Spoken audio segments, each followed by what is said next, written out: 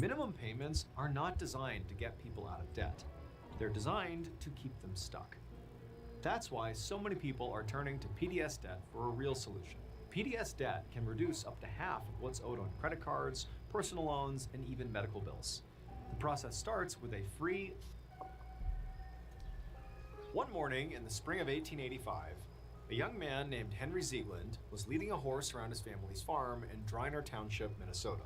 The horse was recovering from a minor hoof injury, and now Henry was taking it for a walk to give it some light exercise and get a sense of how it was actually doing. And Henry was in an unusually good mood. He was enjoying the warm breeze, and he also just had this great feeling that he had his whole life ahead of him, which was really not a feeling that Henry was used to at all. So until recently, Henry had been engaged to a young woman named Maisie Tickner.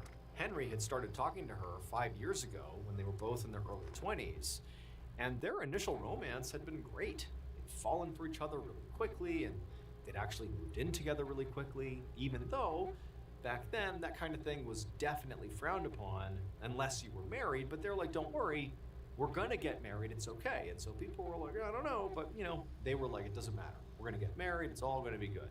Except the wedding had never really materialized. Now, Henry hadn't planned to break his promise to Maisie, but first he'd just been busy with his farming. And then Maisie had taken a new teaching job. And since they were already living together, Henry hadn't seen what the difference would be if they got married anyways. It just sort of seemed like, what's the big rush? But as the years went by and they continued not to get married, Maisie began pestering Henry more and more about just setting a date so they could finally get married and stop living this sort of scandalous life. And for Henry, he understood why she was doing this, but the more she asked, the more he sort of began to think, wait a minute, I don't know if I want to marry her. I don't know if this is a good idea at all for me. And then finally, just a few days ago, Maisie had sat Henry down in their kitchen and had given him an ultimatum. He could either marry her like he had promised, or they were not. And in that moment, Henry had sort of realized that ending this relationship was exactly what he wanted. Good to see you. So that day, he was like, okay, I guess we're done. Packed his things, and he moved into his family's farm. And What's the haps, Caps? Caught off guard by this, because as much as she's the one positioning the ultimatum, acting like she's prepared to walk away too, in reality, she wasn't. She really wanted to get married. That's what she wanted. She was just trying to force him to finally do it. And so when he was like, okay, bye, we're over, it's like she tried to stop him, but then she began saying, like, you're ruining my life. Like, you're ruining What's happening, dude? How are you? So a broken engagement, after having lived together and shared the same bed for years at a time, and then never getting married, that was a very bad situation for both parties. But sounds like a plan. At the time, it was far worse, socially, let's say, for the woman than it was for the man. And so in Maisie's mind, and I'm sure Henry understood this too, but for Maisie,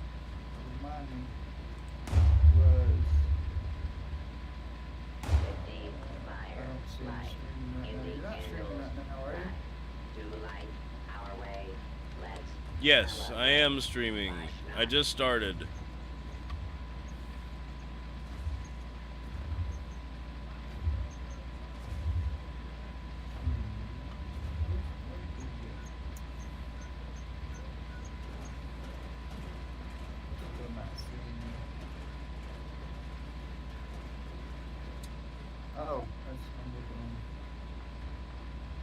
What's your streamer name again? Dragging Dead Horses, but it's gonna change back to Rusty and VInnie D. It was different from Fire Hunter, wasn't it? Yeah, it's Dragging Dead Horses.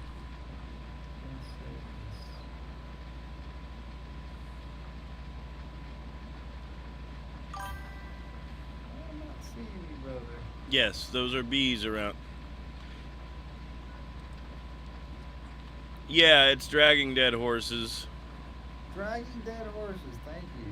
And then I'm gonna switch it back to Rusty and VInnie D here in a week. Rusty and VInnie D is the one I remember, okay. Yes, it does look like those are bees around a jester.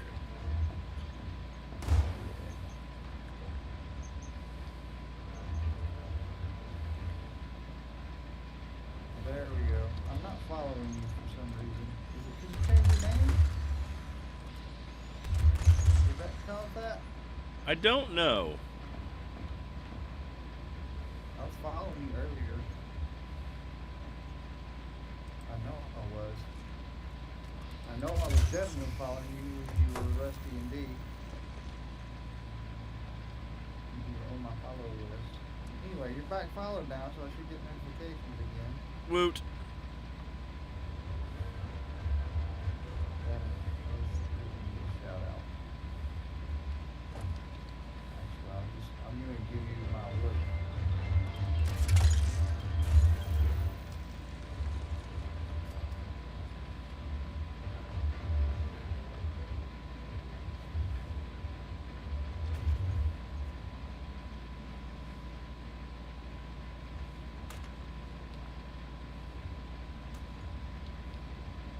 There.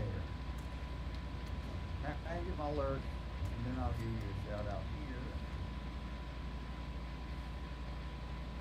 How you been, man?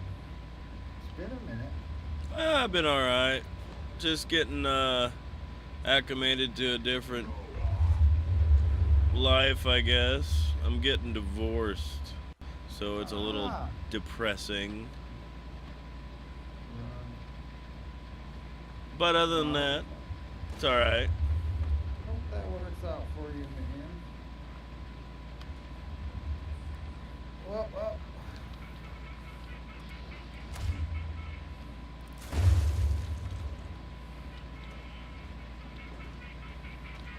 Yeah, if me and my old lady don't work out, I'm just giving up.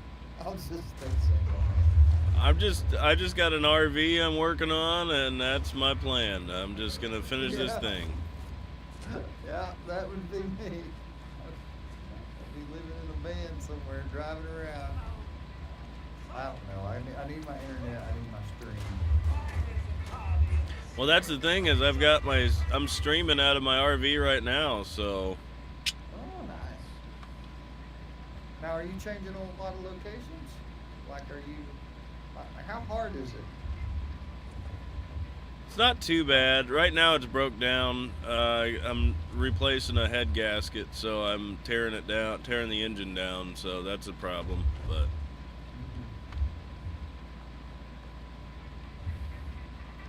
I like the idea of a self-sustained RV that has its own tools and equipment for all that stuff. Out building mini bases in Fallout 76.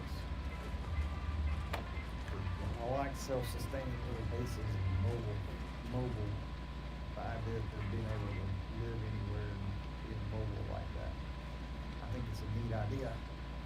Well, this thing's only the size of an ambulance, so it's highly parkable, highly mobile, and I used to drive these things a lot, so I'm used to the size.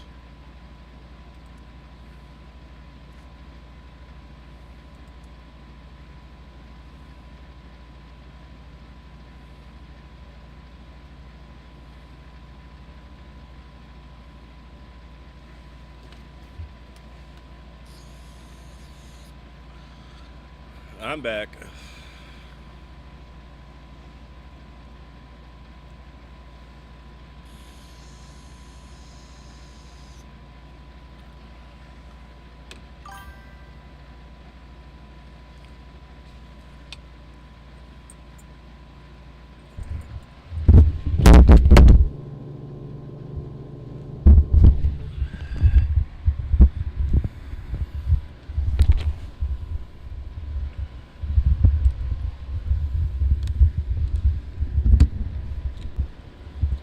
Hey, buddy.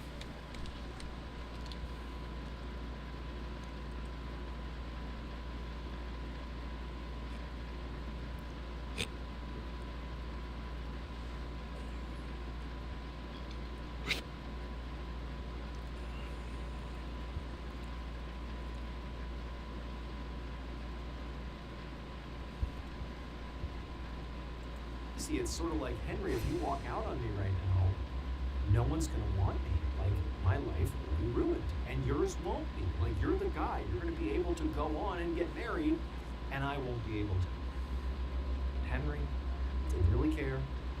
He left.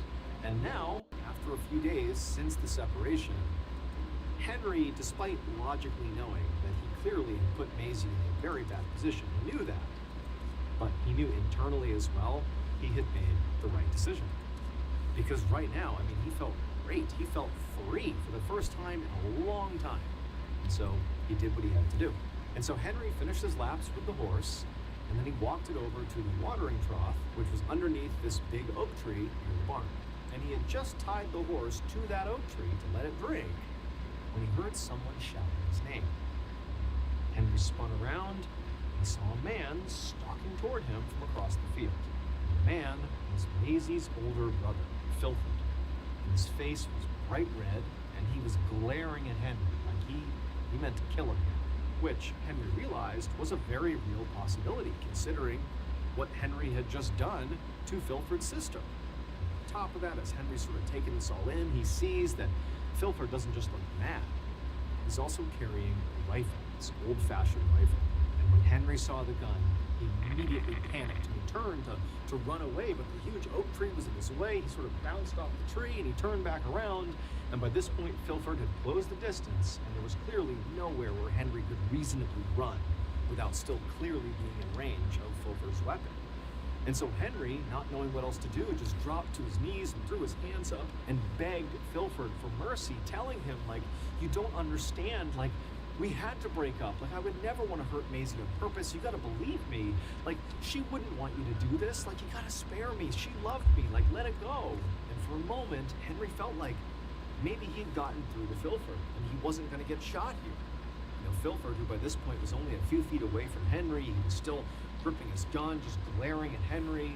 And there was this moment of just really intense silence. And then he said something that made Henry's stomach drop.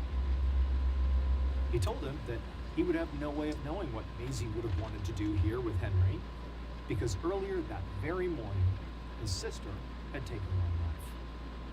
And Filford, he raised his rifle and he fired. Pain immediately exploded in Henry's head, and he felt himself get literally thrown back really hard. And he bounced off the oak tree and fell to the ground, expecting at any point for everything to just go black forever, to just die and be done with it. And after a few seconds, he realized he wasn't dead. His head was pounding from where he had just been shot, and he could feel blood running into his eyes and all over his whole body. So clearly he knows he's been shot, but like somehow he's still conscious. Right there. Then he heard the sound of Filford reloading his rifle. Henry considered trying to get up. I lost my connection. But it was like, what chance did he really see. stand here? He's already been shot once. The guy's clearly willing to shoot him. He's reloading. He's right in front of him. How far can he possibly get before he gets shot again? So instead, he just lay still and prayed that maybe Filford would think he was dead and not shoot him. And so Henry's heart hammered in his chest as he listened to the sounds, the mechanical sounds of Filford reloading his rifle. And this was a painfully slow process, because Filford's gun was an old musket from the Civil War. So it was like packing gunpowder and like a lead Now, pellet two into cents the so far from barrel this of one. his gun. This These is a pioneer posers will lengthy do that. That reloading poison of process. theirs And is this whole no time, joke. Henry, as he's listening to this, he's just holding his breath, trying to be still. But at the same time, he's getting more and more certain that he was about to die. Like, there was no way he was not about to get shot again. What else could Filford be doing? Finally, Henry heard the metal click of the gun cocking, which meant that it was now loaded.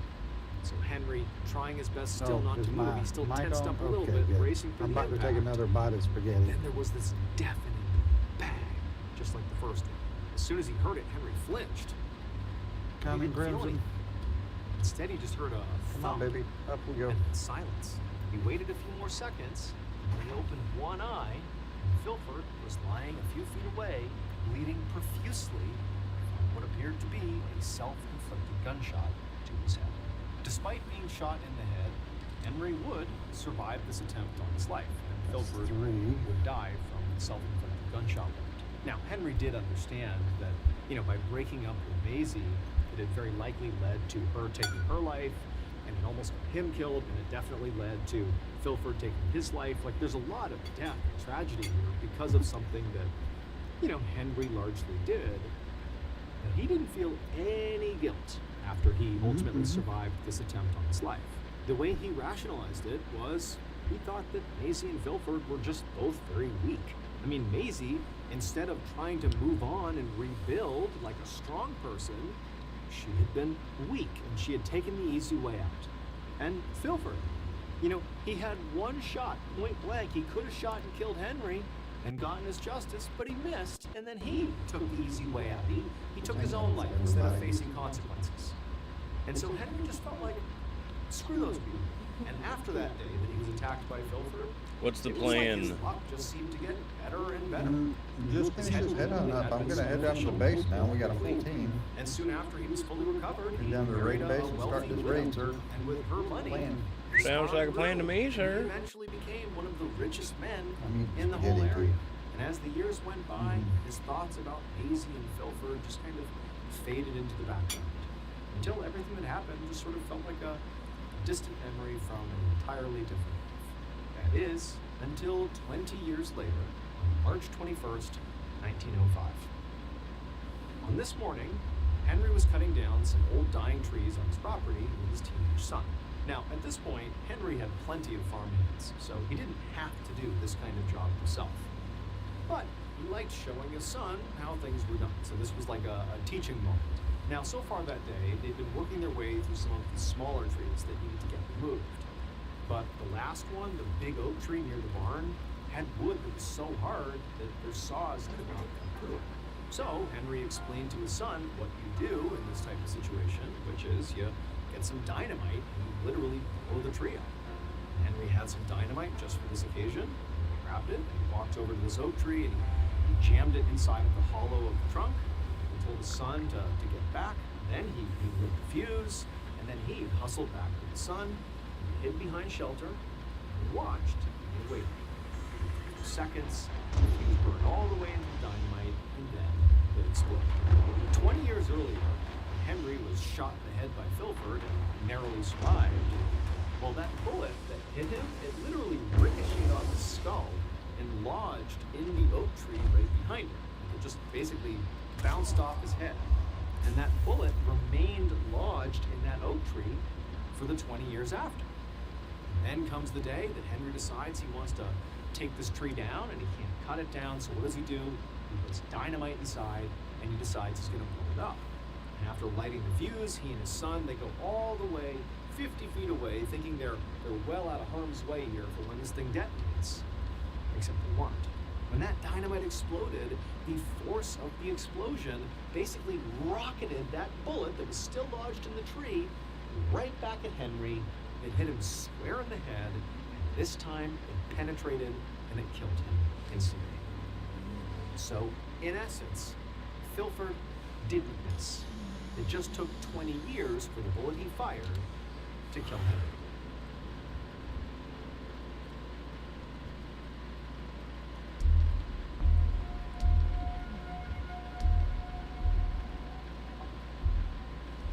On the evening of November 22nd, 2018, a middle-aged woman named Mandy was sitting in her living room at her home in a coastal town in southern England, reading a book while the TV played as background noise. And as she was sitting there, she heard the distinctive sound of footsteps shuffling down the stairs. I don't want y'all. Mandy looked I'm up, pretty sure y'all don't want watched to hear as this. her wife, Lena, came stumbling down the stairs. In her hand was her favorite cup, which was a mason jar with enough straw in it. And Mandy watched as Lena stumbled her way into the living room and This then is an began automated message. stumbling over Evacuation towards the kitchen. is in And as she did progress. this, Mandy Please just kind proceed of to the nearest cringed exit in an orderly because Mandy manner. knew what Lena was about to do. And sure enough, just a moment later, when Lena had made her As way soon as into we the get kitchen, him sort in of here, out of sight, Mandy heard I'll the start sound of popping the some refrigerator door lunchboxes opening up, to the fire hunter. and then the distinctive sound of liquid Sounds good. being poured into a cup, as Lena made herself another cocktail of vodka and orange juice. So Mandy had married Lena 4 years ago, and for that entire time, Lena had been a drinker. But Mandy always tried hard not to harp too much on Lena for drinking too much, because she knew that Lena really only drank alcohol to help manage her overwhelming back pain. So about 40 years earlier, when Lena was much younger, she had been a competitive horse jockey and racehorse trainer. But when she was 21 years old, she had suffered this awful horse riding accident that had permanently damaged her spine.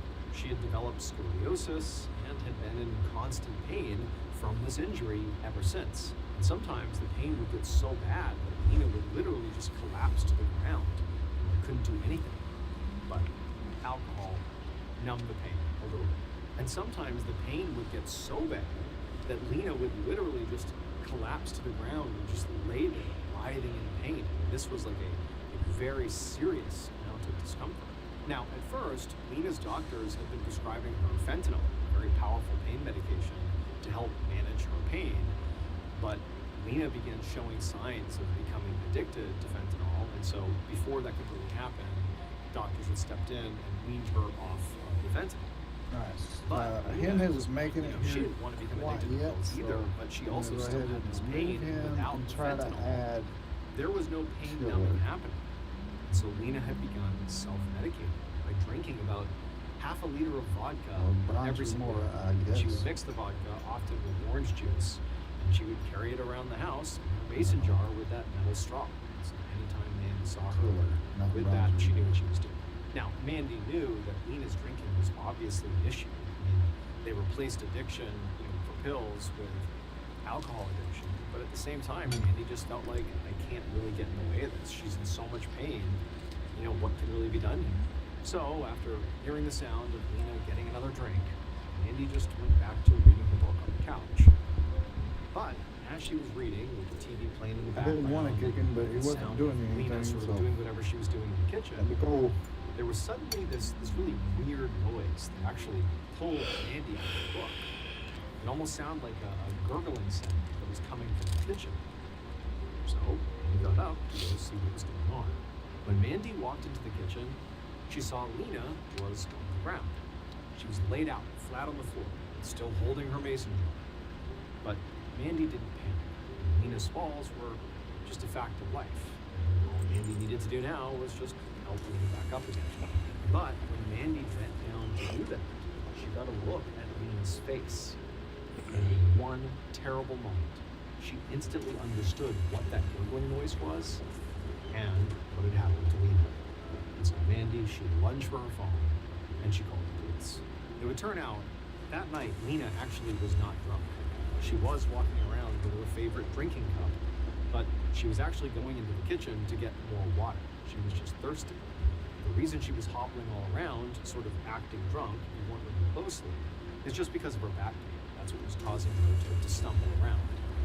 But in the kitchen, after filling up her mason jar with water, she stumbled and fell like she would when she was drunk, but again, this time it's just from pain. Alert. And she fell Unauthorized onto personnel detected. her mason jar. Activating defense Specifically, her eye socket landed on the upturned metal straw, and it impaled her skull, punctured her brain, and caused a traumatic brain injury. Okay, now I have the well-fed buff in real life and in the which would game. ultimately kill her.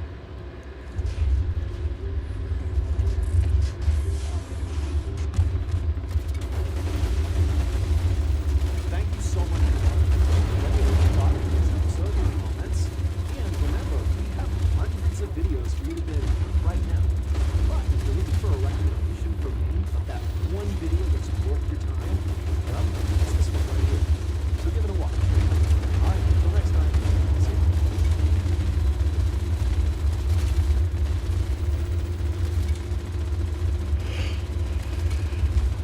Today, I'm going to share 3 stories that are about people who have a lot of experience in a particular area. But their expertise, and confidence surrounding their expertise, is actually exactly the thing that causes them to be disastrous.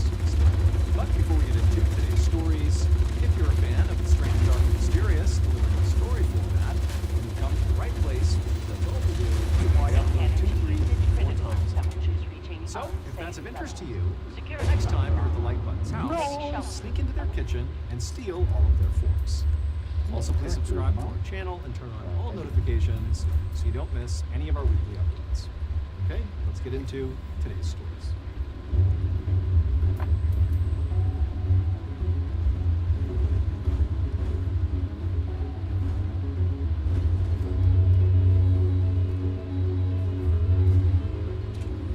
Fire Hunter, do you prefer to defend?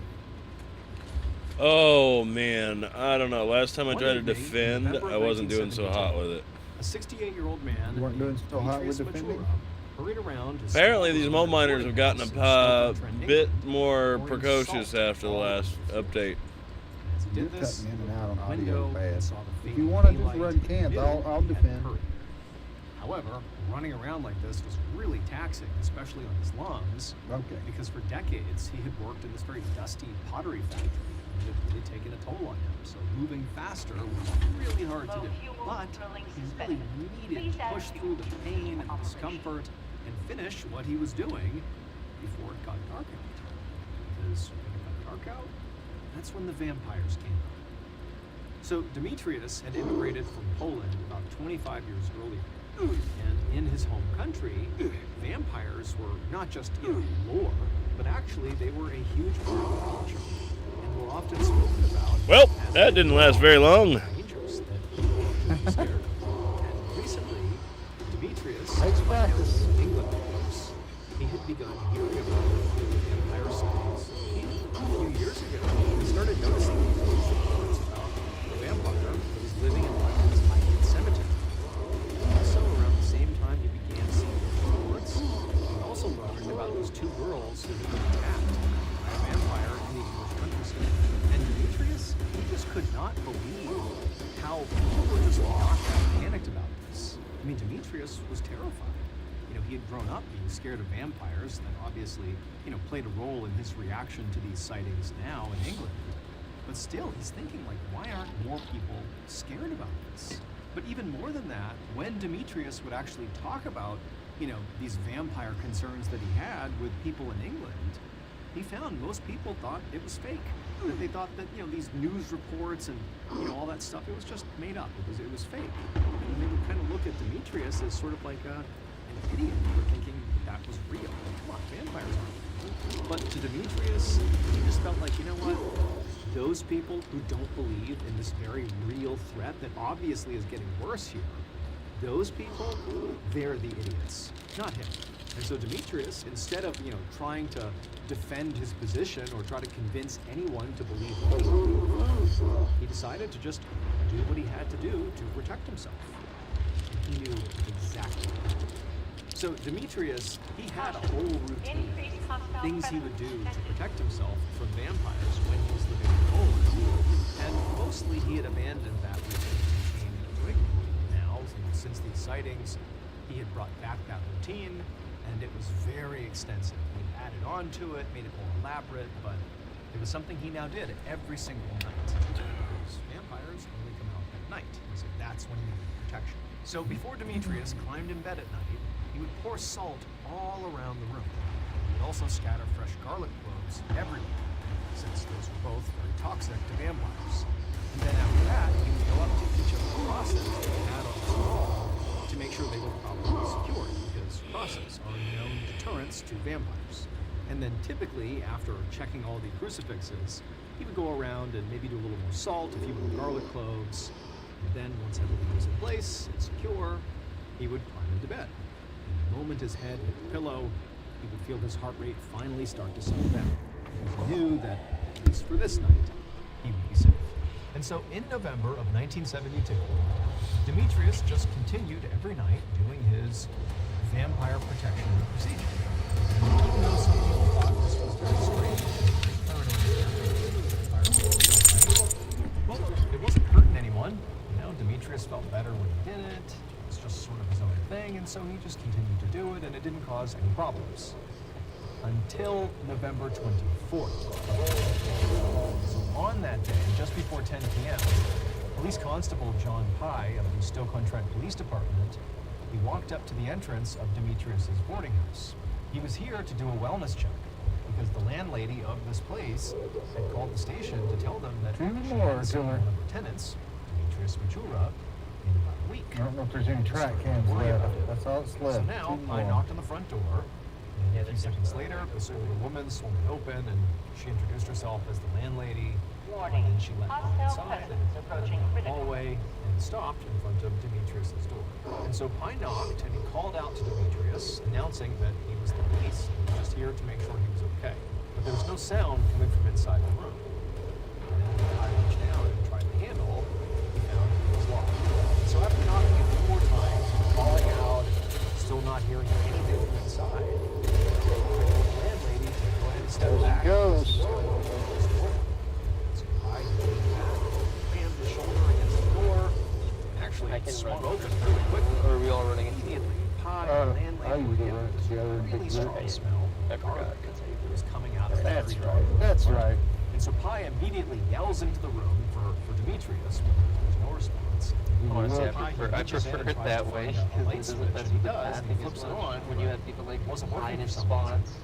Pi, Messes he with pulled the out his pathing a flashlight lot off his belt, he clicked it on. Sometimes, and then sometimes I've seen running groups not go well Pi too felt because like of the pathing this issues. small True. dark room It is part of was the the race most just in general. bizarre Yeah. fucking space Mhm. I've ever been inside of.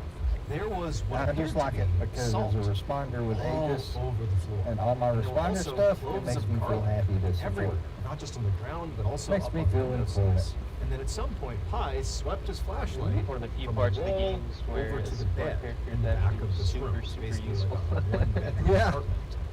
And he sees the bed. That I and really sees feel there was like a definitive the human-sized infiltrations lump will under the help my sheets. support build So right away, really he grab a made roll. sense of what it was. Like I love that. Pi The infestation? walked across the Yeah. floor, stepping on the Yeah, garlic and salt definitely. as he went. And when Helps he a lot. reached the bed, he pulled back the sheets, and under the sheets was the very obvious. I like that though. I don't want Demetrius everyone just Switchblade. happen to run I like a heard the full sound of the DPS landlady build, you who know? had followed him inside by this point. She gasped because she seen. Well, and I'm the wired presence to of the boarding house. avoid that for And whatever at this reason. point, even though Pi was like very sure Like, Demetrius I don't was like- dead, just to be I sure, don't he like reached down following and the felt crowd. pulse, but Yeah. Like, Okay, I, and also if Demetrius was something's scared really as good and everybody starts doing it, I can't However, do it. despite how very obviously Even though I deceased know Demetrius was, There's a reason why I looked everybody's doing around that. and I couldn't end really up make sense of exactly how getting he pushed died. back. I mean, there was no denying that he was in a very strange location, but you couldn't really picture how the Yeah, salt wait. and the garlic and Yeah, fire hunters up process there could have still. had anything to do with his death. You know, maybe it was just the insanity of a dying man who crawled into bed and he died in here or something. But it was like there's no visible wounds, there's no blood anywhere, there's nothing. It's just this weird, creepy room this guy's in, and he's just dead under the sheets. It's just bizarre. But there was one thing about Demetrius that, in Pi's mind, was pretty disturbing. I mean, even more so than what he was already seeing. And that was that Demetrius, he had died with this This may terrifying not be the best at expression on his raiding, face. Like his mouth as was far as the better raid wide build, open. builds. He was It's not one of frozen the as better if he raid was builds. screaming as he took his But final breath. I can still solo the raid if, like, if I'm working with randoms He died, his death had been and everything painful. goes sideways, I can still solo the crap Maybe if I need Demetrius to. had seen something, Except for the like fuel as he camera, died, I still was haven't scared soloed of that. something as he was dying that caused his face I feel like to the sort only of way you can freeze solo in that this, if everything this goes wrong. expression. However, that made Pi think that maybe No, this was no. I've seen people do it now. I've seen Demetrius people was do it. scared of the You attacker. gotta That's have why the way he did. The a attacker really was good attacking sniper him, and he's / one shot reacting, build or but one shot him, and Pi's then you looking at just the take body out thinking, the I don't think this was a you homicide. just take out because the there's just melee no guys and the injury mole anywhere. rats, So and you what leave would the the attacker shotgun have guys. done? So like how you get could a they batch have of 4, right? forcibly killed You Demetrius kill without the leaving any kill the marks. melee guy, Now, and Pi you kill knew the he mole was rat, not going to and get then any 2 real more answers spawn. here without an autopsy. All the rest of them But stay, so whenever here, you get 2 at more least that do a spawn, search of the room, they and can also be focus the like neighbors, shot starting with another Lynn. mix, right? So he Or turned the to next the batch spawns. visibly shocked You landlady take out and asked her, those like, hey, guys. what's the deal Meanwhile, with all you're the stacking up salt the and shotgun process and guys. garlic? What's Shotgun that? guys And don't do any surprisingly, damage she to the shrugged it drill. off You can like, ignore that. Just no big deal. You Just just what rinse Demetrius repeat did. that, and they said the And number was I was 24. like, Once you get she 24, explained that Demetrius they'll stop had spawning a in. serious phobia and of the vampires. shotgun guys will just These sit were there and measures he shoot a took drill to and not protect do himself anything. From vampires. For a second, Pi And you just can stared run back at cans him at and your couldn't leisure. believe what he was being Routine told. security scan But then he initiated. was also thinking, Scan all right, I'm looking around the room. This is Unauthorized. already There's a totally lot of weird. setup. So actually, Command that, center that sort of tracks. However, Pi wasn't sure if Maybe I can do it, but I don't care enough to try vampires it. really had anything to do with Demetrius' death or not, or if this is just a quirk of the case that this one died, and was scared of vampires. We didn't know. But now, Pi was just incredibly curious and absolutely determined to get answers. A little over a month later, He has no life bar left, sitting at his but he's desk, still Shield standing. generator online. Defensive measures. Oh, that's bloodhound. I was looking at the wrong So one. Demetrius's case would actually pause Lord. while Pi waited for the autopsy results. But even though he really couldn't do much until those results came It in, was like Clay's Pi guy. himself just couldn't stop thinking about Demetrius's creepy room and all his vampire stuff.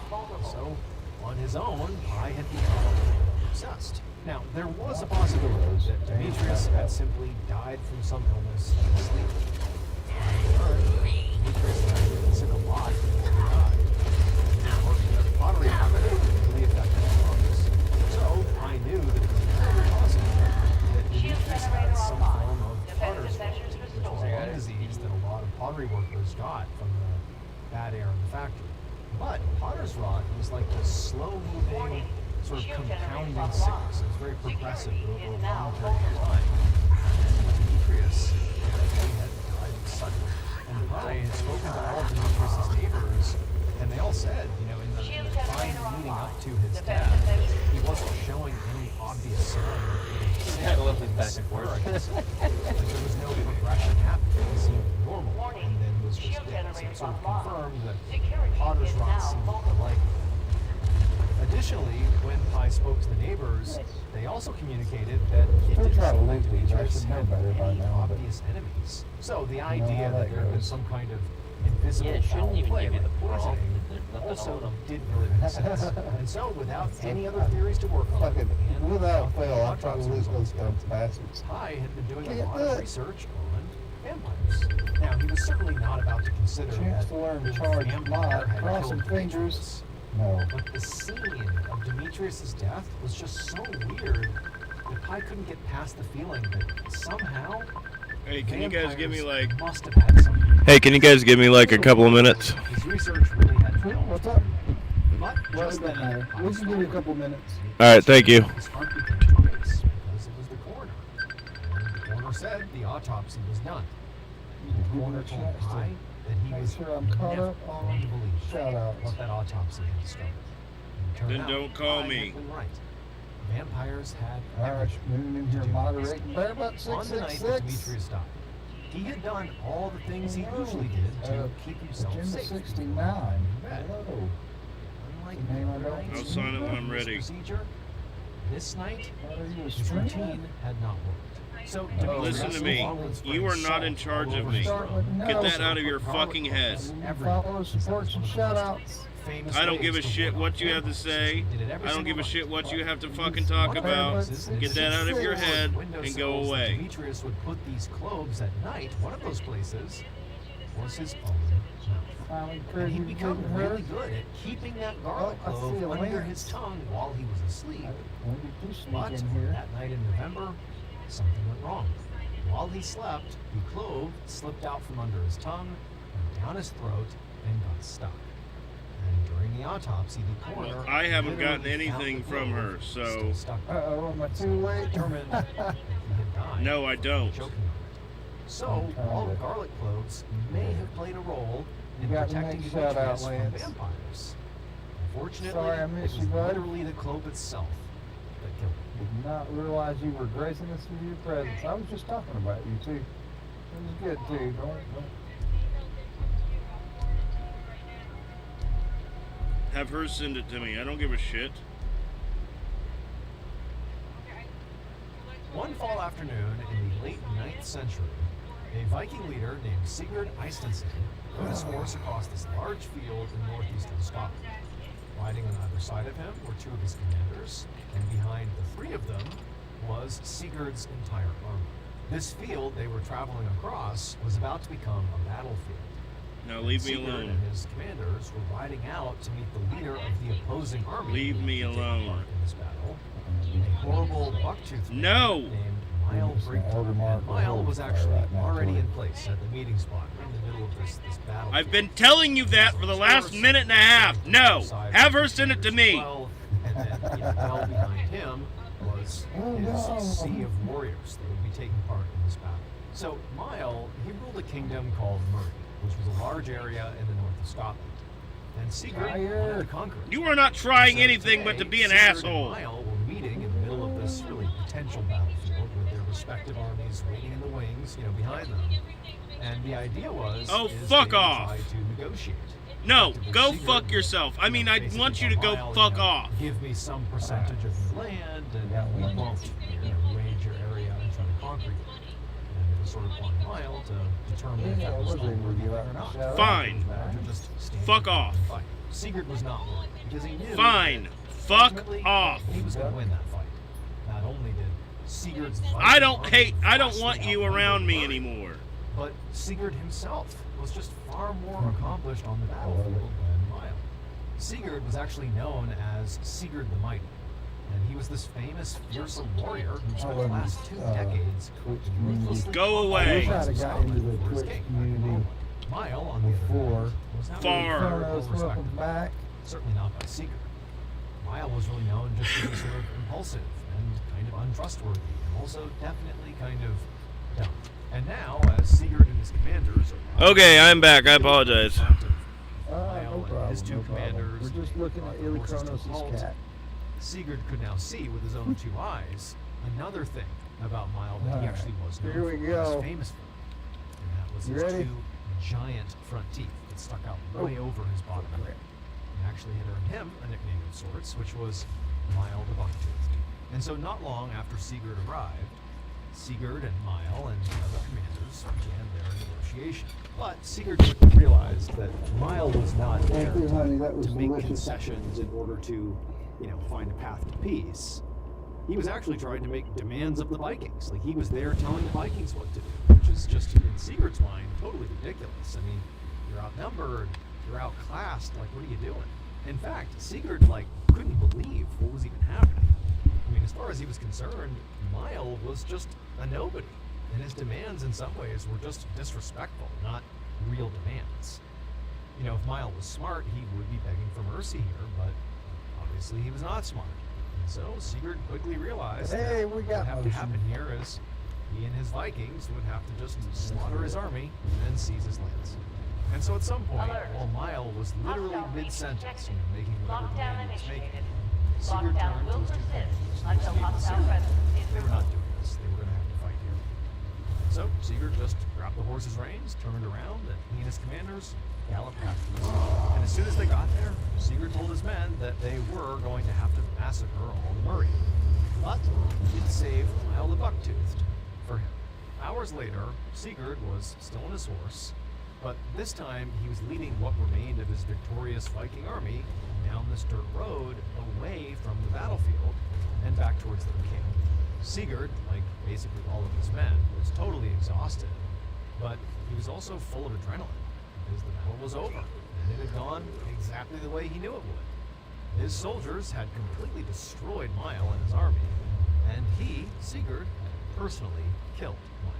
And so now, as Sigurd rode along here, he looked down at Mile's severed head, which he himself had removed from his adversary's body, and then attached the head to the saddle. He looked down Come at on, the head, man. the head's dangling near his legs, and Mile's eyes were wide open, looking vacantly up at Sigurd, and his mouth was wide open as well, which only sort of made his front teeth look even bigger and hang out even more. And as Sigurd gazed down at this head, he couldn't help but smile as a wave of just pure satisfaction. During their pre-battle negotiations, Mile had just been unbearably annoying and sort of offensive. And so Sigurd was thrilled. He'd gotten the best of him, and now had his head dangling right near his legs. Like, that is just perfect for Sigurd. gather him And up on now that fire, Mile the huh? Bucktoothed was dead, Alright, Sigurd I'll was go one right step now. closer to conquering all of Scotland. So he gave out this loud, triumphant war cry. His men answered him with cheers. And Sigurd spurred his horse into a full gallop. However, just a few days later, everything had changed. Coming yet? At this point, Sigurd was now laying under a wool blanket in a stone shack in one of the Scottish settlements. He was over the last couple of days, I think you gotta get it down a certain amount, and it's now he it's was both. furious and such bad news, covered in sweat and also shivering nonstop. I'm not At seeing some this. point, the doctor who had been taking care of Sigurd came into the shack to check on him. And after looking him over, the doctor just shook his head Gather up a and whole told bunch. Sigurd that all he could. Yeah, if we get that little group sickness over whatever here, it was, it's popping. and Sigurd, when he heard this, he felt nothing but relief. not because he was dying, but because he knew that Let's get the word out. We only got 2 big he fish. had not gotten the best of Mild Bucktooth. And we got a whole bunch Mild of small Bucktooth ones too, had so clearly if there's anything we should be good. So it would turn out, That fall after should the big spawn battle, out. after There we go. Sigurd Coming up the stairs now. as he was riding along, carrying along with him the head of his adversary, Miles' severed head, well, as he began galloping faster and faster, cheering for his men, triumphant, everyone's cheering along. As he's going faster and faster, the head, severed head, began bouncing, because of the power. Remember, Miles got those big 2 front teeth, named Bucktooth for a reason. Well, those teeth, as the head jostled Peter saved my around, life. began puncturing About how Sigurd's he was- thigh. And he didn't notice it because he was so jacked up on adrenaline. He's galloping off, he's looking down, he sees blood all over his legs, and he's thinking it's got to be Miles' blood from the fact that his head's been cut off. But no, Leonte! it was Hello! actually Sigurd's blood from the punctures from Miles' buck teeth. And so in the end, even though Howdy, Sigurd brother. did, successfully kill Mile, he won the battle, well, it would turn out that Mile wasn't done with Sigurd. Because Mile ultimately caused Sigurd's death because those punctures got horribly infected. There was no antibiotics to cure the infection, and ultimately Sigurd I died. saw him running with Steph the other, I think it was last stream or the stream before last. Chance to learn, can I? No.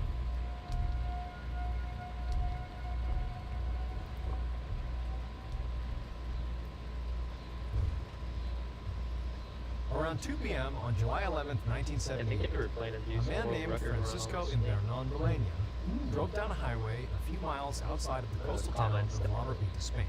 Earlier, Francisco had left the warehouse where he worked, and he was now driving back toward the city where he lived. And so far, this drive had been very uncomfortable and sweaty since it was really hot out today. Cylinder He loaded. didn't have air conditioning. And also, he was just very annoyed. Because before he'd left the warehouse, he'd gotten into a disagreement with another employee. So Francisco was in his That is 50s, and loaded. he had been doing his job for years. And while for sure he was a bit of a Loaded, curmudgeon fine, about loaded. certain things, he was also really experienced and self-sufficient. But for some reason, this other younger guy, this coworker of his, who worked in a completely different department, and felt the need to micromanage him and start telling Francisco how to do his job. And he'd even had the audacity to tell Francisco that if he didn't listen to him, listen to this criticism and change your behavior, if you don't do that, you're going to regret it. Thanks for Needless being to here, say, Kama. I Francisco appreciate did your not viewership and your appreciate support being and your told how to luck, do his job, lurk, and for especially being the by some 76 young streamer, idiot. and for And so being good in at the rage, moment, during their and for being a confrontation, pretty Francisco had well-dressed fella. simply ignored the That's other about all the employee and compliments kept we got. doing his work. But in reality, the whole thing And had Tiller really appreciates gone your over. Fallout And 3 even now, as content. he drove down the highway, it was all I he like was Fallout thinking 3. about. He was just totally Not nearly as stewing much as 76. over what this guy told him. Up ahead, Francisco noticed a sign that said a few toll booths were coming. You good, Fire? Now Francisco felt a whole new Yeah, world I'm of trying to get a information house about sold, these so I had to He thought sign they were some a complete documents. ripoff. And so he made a point to never pay them if he could help it. And luckily for Francisco, on this particular route, he did know a way around those tolls. It was a back route that did take a bit longer, but it saved him money. Plus, it ran right by the ocean, so it was very scenic. And so at the next exit, pulled off the highway and began taking this long cut.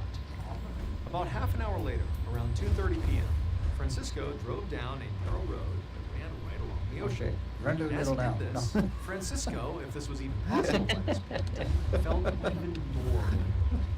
He had been hoping by the time he got down here that there would be some kind of sea breeze to cool him down. There was no AC in the truck.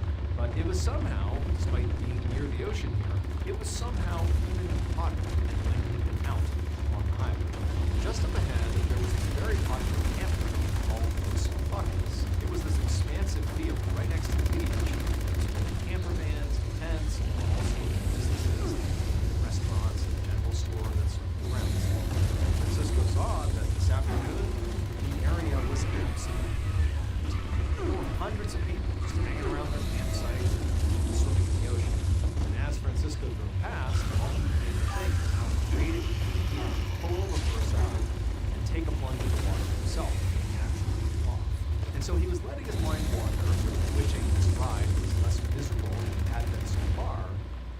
when an odd sound caught his attention.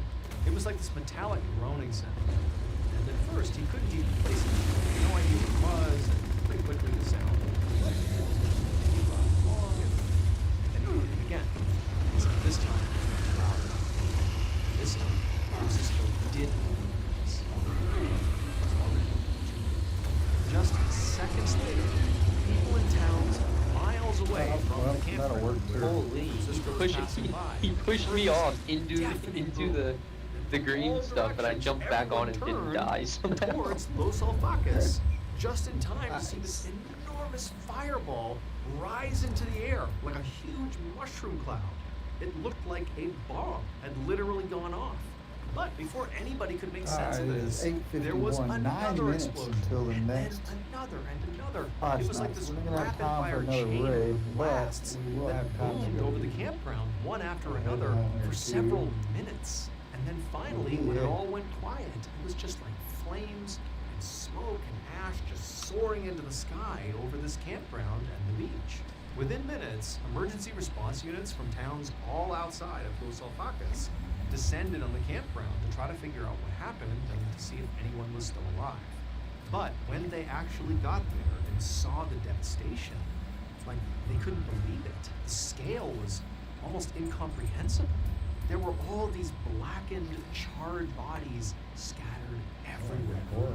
They were all contorted from the heat, and some were even still sitting in the remains of camp chairs, like they had been instantly cooked in place when the explosions first began.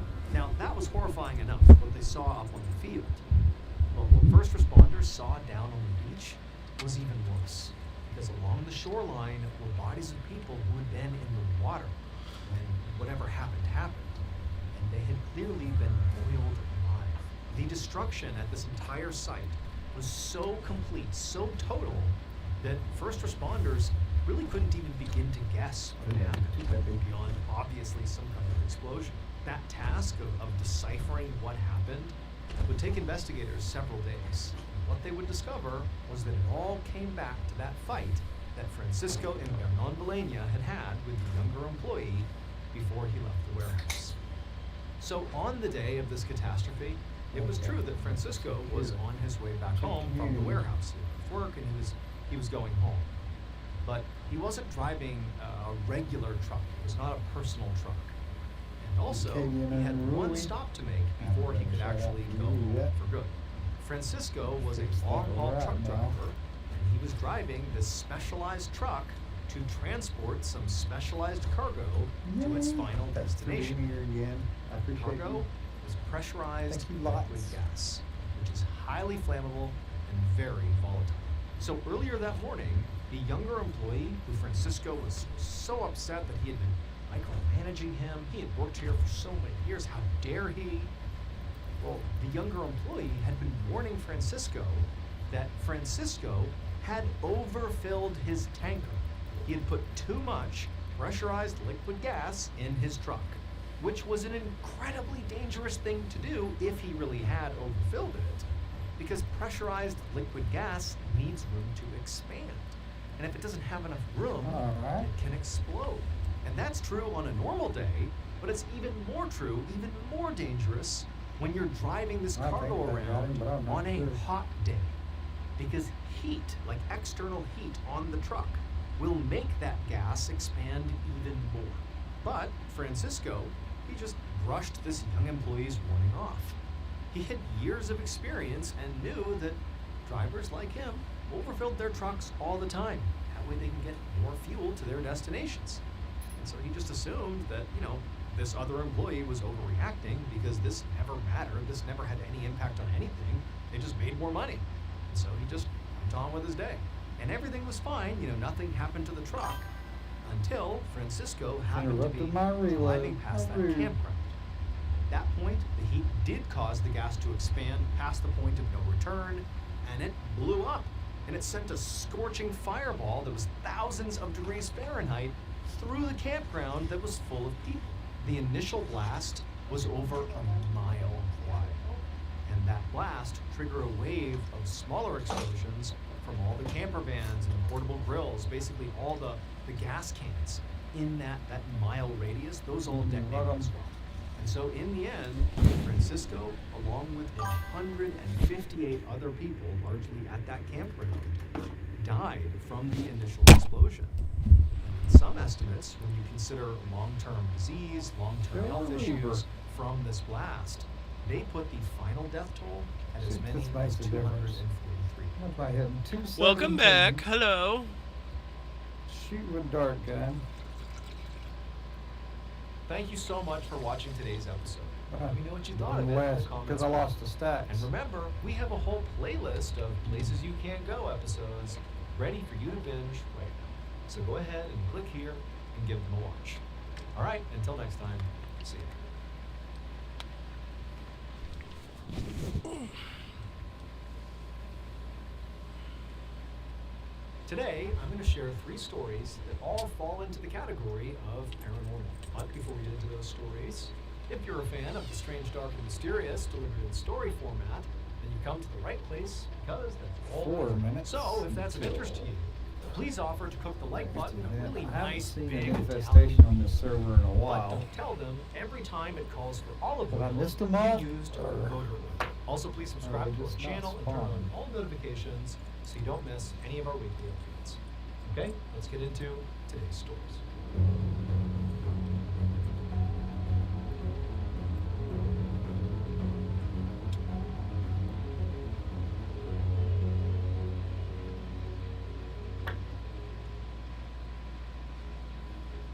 One night in the summer of 1921, a young man named Carl Logies walked across the Uh-oh. farm that he had recently purchased What in happened? Ohio. He Nephilim! was on his way to check on his horses and his cattle Maybe one last follow. time before he went to bed.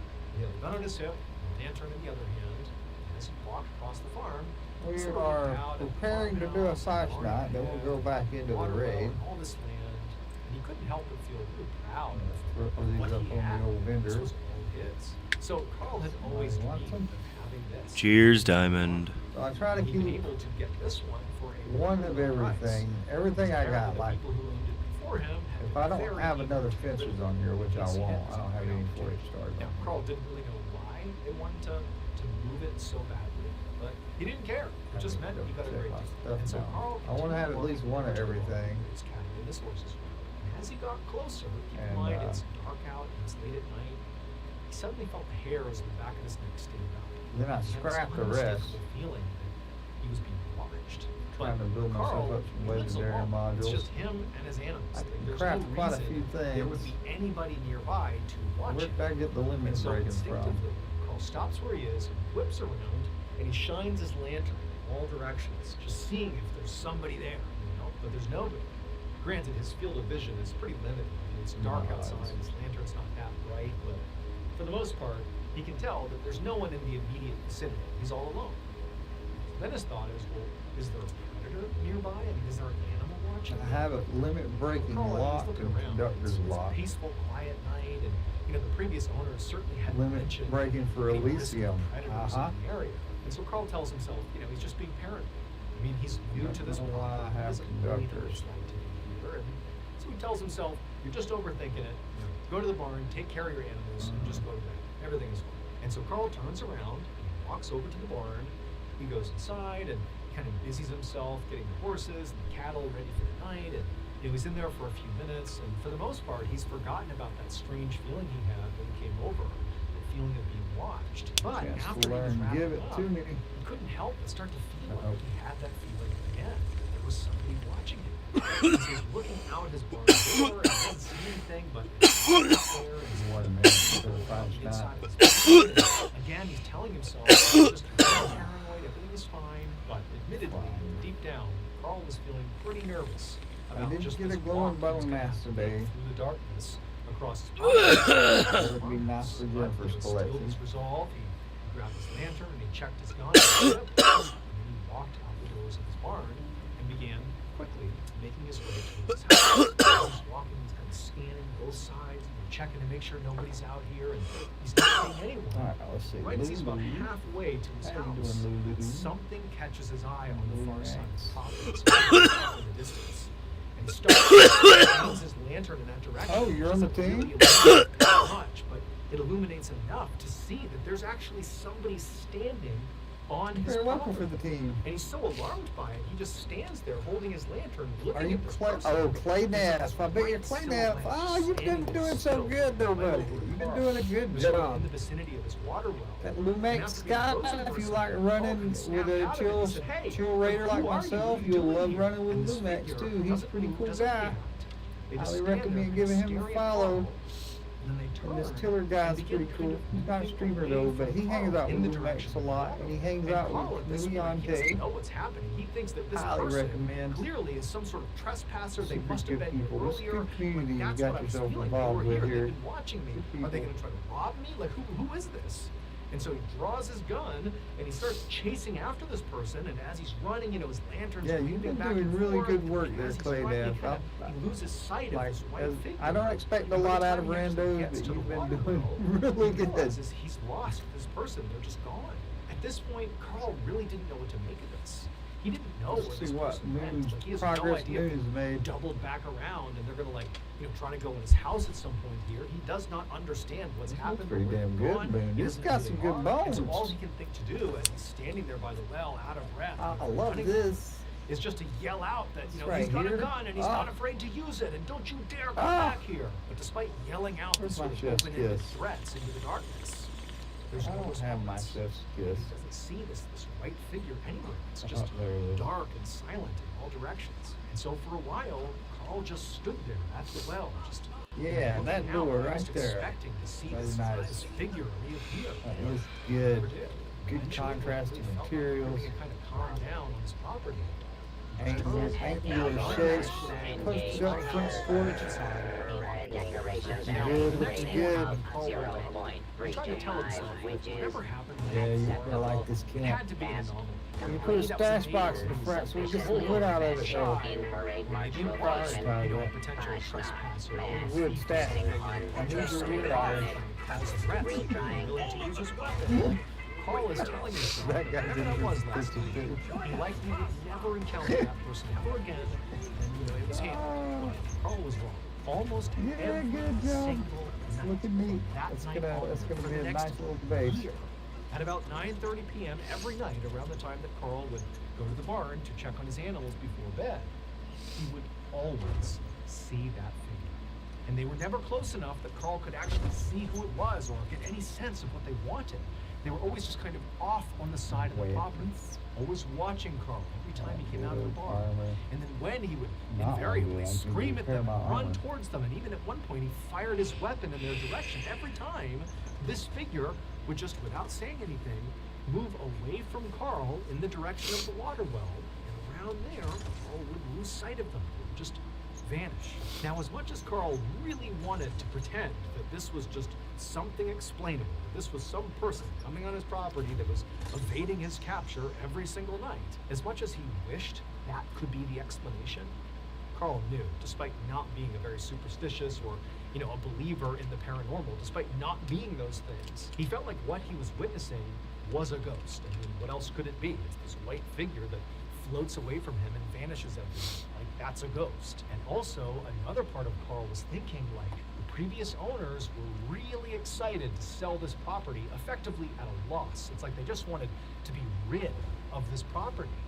And he couldn't help but feel like maybe there's a connection between what I'm seeing and why they left. But the one thing that Carl hung on to was that this is despite back. how unsettling this whole thing was and how terrifying it was to see this figure Your floating Majesty, around on this property, here, despite that, moderator. the reality was is it was pretty predictable. Favorite Every night room. around 9:30, he would see this I've ghost, seen whatever favorite it room was, in here but it multiple didn't really times affect now. him or his animals. It was just terrifying. And he accepted that. It Haven't just sort of seen became in a his couple new of home. years. That is, until August 1st You of ever do let me 1922, know? which happened to be almost History of exactly a year science. after Carl had purchased I this know property. that's a On streamer. that day, Carl noticed his horses, his cattle, they stopped drinking the water, the well water that he gave them all You year come to long. see since he's sleep been isn't there. gonna Never work had with any you, issues huh? with it, but on that day, they just stopped drinking it. And in fact, they were kind of skittish around the water. With your There was bases something looking in the great. water that was upsetting them. Carl tasted the water, it tasted fine to him, but he assumed there just What's must be that, something honey? in it that made it unclean. cleaned the animals. Yeah, she's got, you know where I put my tent normally at Flash Night? She's got one there. Drain the well, She's gonna put a rid of all stash this box dirty in it water, soon. She said she and let was. the well refill, and hopefully at that point it will be clean. So Carl goes I'm over not to the putting water her on the well. spot or Remember, this is anything. always where the figure goes off and disappears to. And as the water begins Shred! to Oh, realize thanks, there buddy. was something in the If you well. keep at it Clearly, one day, you'll finish well, the season he 2. never would have been able to see unless he drained it. And here he is draining it, and he's looking down, and he can't quite tell what it is. But eventually, the water was shallow enough that it was obvious what was in the bottom of his well. And at that point, he went to the sheriff. It would turn out 5 years earlier, Carl's farm had been owned by another man whose name was Frank Lerman. And Frank, when he was here, had multiple employees, including a young farmhand named Henry Lipenstick. And one day, Henry had gone missing. Henry didn't have any family or close friends who lived nearby, and so basically everybody in town assumed that Henry must have just left town. But one of Frank's neighbors had told the sheriff at the time that she didn't actually believe that. She thought I noticed maybe Frank the himself the had done dance, something to Henry. the shimmy music According has to her, Frank and Henry started to argued become less all and the less. time about money. There was clearly real tension between Like those the two. news The are sheriff finally tried to wearing look into off. Frank to see if there was any legitimacy to this claim. But at the same time this investigation was beginning, Frank abruptly sold his property and moved away. And without any real evidence, the sheriff couldn't prove there was any foul play involved. And so he just had to close the case and move on. Until Firestorm Carl, 23. 5 years later, drained Everyone's the tired of hearing that Suddenly, dance music. Yeah. Henry Lipenstick case. Not everyone, because there's Because plenty at of the people bottom still of the spamming well, it in a Carl lot of found places. Henry's very It's finally starting to die body. off today, I It was think. practically skeletal by this Oh. point. They could tell that was him. You An son of a- autopsy later revealed that Henry had died of blunt force trauma to the head. And his death was ruled homicide. Frank Thanks, was buddy. arrested and found guilty You're of the second-degree best. murder. but You're gonna don't fit in serve good around here. Robbed due to insufficient evidence. He was released. When they pulled Henry's You remains gotta watch out that of the Irish vault to moon get lady. them She'll in close the proper door on you in a minute. They noticed he was wearing a watch, and the watch had stopped at 9:35 p.m. Oh, I suppose I should go precisely see the what time mask I that got. Carl, for a whole year, saw that Yay, I got a figure glowing minotaur. running off, disappearing over Nice. towards the water well where Henry's body was located. After Henry's body was properly buried, Carl never Still saw yet that to get a glowing one. Also, it's Honeybee believed that mask. the You want a previous honeybee owners, mask? right before Carl had Jennifer? sold him the property at a discount, likely they were selling it because they too had seen Henry's ghost. Somebody else can have that. Happy New Year, Shame, they everybody. should have really And to brought in celebrate Bigfoot for new year, this. I actually have a It made me pretty love big this announcement. event. So beginning this Monday and going forward, we're going old school on this channel. We're going back Well, that's true. You haven't closed the door on anybody for like a week. 2 hours. And this is Four. kind of that, Holy like, shit, I've been sorta, streaming like, for 4 hours. we man. edited it differently, so it's Balls. brand new. No, we're talking new content up to 4 times a week. So how will it actually work? Well, this week, you're going to be getting new stories on Monday, Wednesday, Friday, and of course Saturday. Saturday is the same as it's always been and will continue to be. And then each and every week after that, you're going to be getting 2, 3, even 4 brand new Mr. Ballin episodes every single week. You've told me that you I want never. more strange, dark, and mysterious stories. I'm Now, never. You're going to get. Can't wait to see you guys. You know what I'm talking about. You know what I'd like to see?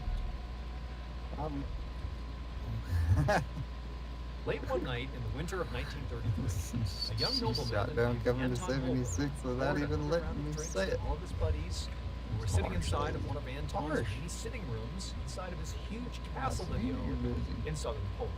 And after What pouring these plates of drinks, food for your Anton Sims? clumsily began walking that his plates way of over to food the for your table where his Sims? buddies were. And because Anton was pretty drunk, because he and his Oh, friends restaurant were drinking menu. for hours and playing cards and partying, Anton stumbled at some point and basically spilled half of the drinks onto the carpet. But because he was so drunk, he just thought it was really funny. And so did his friends. They were all roaring with laughter as he's on the carpet, picking up all these basically empty glasses. Then instead of going back and re-pouring drinks, Anton, sort of as a joke, walked over to the table, sat down, and handed out these basically empty cups to his friends. And everybody thought it was so funny. And they didn't even get up to get more drinks. They were just all so drunk and happy, they just kept on playing their card game. And so as Anton's sitting there and everyone's laughing and smiling, the friend of his that was the dealer for this round of blackjack began to deal. But as he I did, feel like I'm forgetting there was this something. sudden, really loud I hate that creaking feeling. sound that came from right above them. And it was so loud and so pronounced got a full that good- even amongst this loud room of drunk men playing cards, everybody heard it. Oh, you- And there was a moment of silence where everyone sort of registered, like, what's going on above us? And Oh, in this sudden shit, but I stillness, love you, she says. Anton, he sort of made a jest. And he goes, oh boy, that's the monk. Now, for the most part, everybody at the table, all of Anton's friends that were there, they had heard the story of the so-called hooded monk that apparently haunted the castle. That's at least what Anton would say. But one person who was there that night was a new friend of Anton's, and they had not heard of how the did I monk miss? story. And they said, well, what are you talking about? That's the monk. And immediately everyone's like, There's a oh, 90 jeez, here we go. percentile Because Bats Anton looked headshot over at the from friend 10 and he was like, feet. oh, you haven't heard the story of the hooded monk? Let me tell you. And then Anton basically Oh, told his yeah. friend as the rest Shred's of the in friends were here. like, give me a break. This is just crap. This is not real.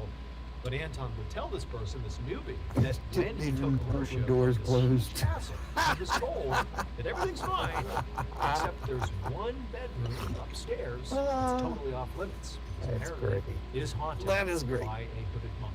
Evil hooded All right, I monk will that refresh sort of the trolls lunch that room. boxes And when y'all Anton get told in his here. friend that he actually had never gone in that Oofta. bedroom You because done he selling that believed house the yet, story was Fire? true, that maybe, just maybe, there really was a malevolent spirit, a hooded monk figure that was in there. And also, he had tons of bedrooms in his castle. He didn't need to go in there, but, right Oh, above you us get is that sleepers. off-limits bedroom. And so maybe that creak we heard was the monk. Now, again, basically everybody in the room knew this story because Anton loved to tell the story of how his castle was haunted. That's all it ever was. It was just some story that Anton told. But this friend, when they heard this from Anton, their reaction was, wait a minute, you have a bedroom in this castle that you literally haven't gone inside because there's a ghost in there? Are you kidding me? You literally haven't gone in that room for that reason? Yep. And as they said it out loud, all of Anton's other friends sort of picked up on how cowardly it seemed for Anton to have never gone in. Suddenly this story just made it seem like All right, so Anton while was I'm just here, a Melissa, coward. And everybody just piled went on. They're ahead like, and yeah, made you Anton, 5 why active haven't you mods. gone in I'm there? just gonna Come lock on, them man, and this is hold your them for you. castle. Go in that bedroom. And before long, Anton was no longer happy to be talking about this story. He was like, oh yeah, just forget about it, guys. Let's get back to our game. But nobody would let it go until finally they dared him, like, hey, not only should you go in there, but tonight you should stay the night. And iron too, to show Fred. us They that have a you're lot really of not iron. afraid. And eventually, because Anton was so drunk and he was sort of standing up for his pride, he finally said, fine, fine. I'll go in there and I'll spend the night. Fine, I'll show you that this is just a story. It's no Clay's big working deal." on Now, his vocal after set. Anton loosely agreed to this, he likely thought that, the guys will forget about this and we'll go back to playing cards, and by the end of the night, nobody's gonna make sure I really go into that bedroom tonight. They're gonna forget about this. But no, the friends would not let this go. And at the end of the night, when they had kind of wound down the card game and everybody was feeling pretty tired, they all were like, okay, Anton, we're going to walk you up to your bedroom to make sure you sleep inside of that haunted room. And because Anton had already publicly declared All right, that he come on, wasn't player, afraid let's and kill he this would do robot. it, he was like, okay, let's go. And so the group, with Anton in the lead, Killing me. they left the city Killing me. limit, they went up the stairs to the second floor, and they All went right, down what are we the doing? where supposedly We're doing the raid. hooded monk ghost resided. Oh, And shit, everyone sorry. was House yet? Sorry. Done selling your house yet? But he had grabbed the key. Anton wakes up and he sort of nervously unlocks the Dude, door. I tell you, my house Before just pushing about it gave open, me a he freaking turns and looks at his friends and he's like, Come on, all right, I'm going in. stress attack trying to see get if that they damn really thing wanted him sold. to do it. And all his friends were Or sort of trying to looking get at him one. sort of We hesitant. sold one while we go, were go buying inside, another go, one, and do it was just a Anton's freaking like, all nightmare. right. Pushes the door open, and he and his friends, they all look inside. For the first time, Anton is now laying eyes Yeah, on the inside and of his Jennifer bedroom. is the one that Really, there dealt was with not most much to of see. it. It was a bedroom, and there was I'm aware, baby. They've been there for hundreds of years, covered in dust. There's I know cobwebs you didn't say everywhere. anything. Basically, Just looked letting like you a know I'm really aware bedroom that you that dealt with a large part of so that his friends are paperwork like, all right, for Anton, buying get and in selling there. the houses. Anton's like, all right, I'll see you in the morning. And he goes inside the room, and he shuts the door, and then the friends, they all walk back down the hall, went into their respective My wife bedrooms helps me where with they were paperwork sleeping, all the time. and I'd be everybody lost went without there. her. Several hours later, in the middle of the night, as all the friends are all asleep, there's this sudden, extremely loud, blood-curdling scream that appeared to be coming from the bedroom where Anton was, inside the haunted room. And so the friends, they jump out of bed, they run into the hallway, they go down the hall, and they get to the door and they try to open it, the room that Anton's When in. we lose a person or have an locked. open spot, They my start son's banging on the I'd door, like to get yelling, him in. Anton, are you okay? Okay. Are you okay? Because even though they had put him up to this, they had dared him to do this. they After didn't this raid, I really can think back there out was so any you can risk. join. At the Doesn't same matter. time, maybe there was something I bad made a there, lot, so they're so- worried. They're worried about Anton. They want to make sure he's okay. Don't skin But off my after back. pounding and yelling on the door, there was no response.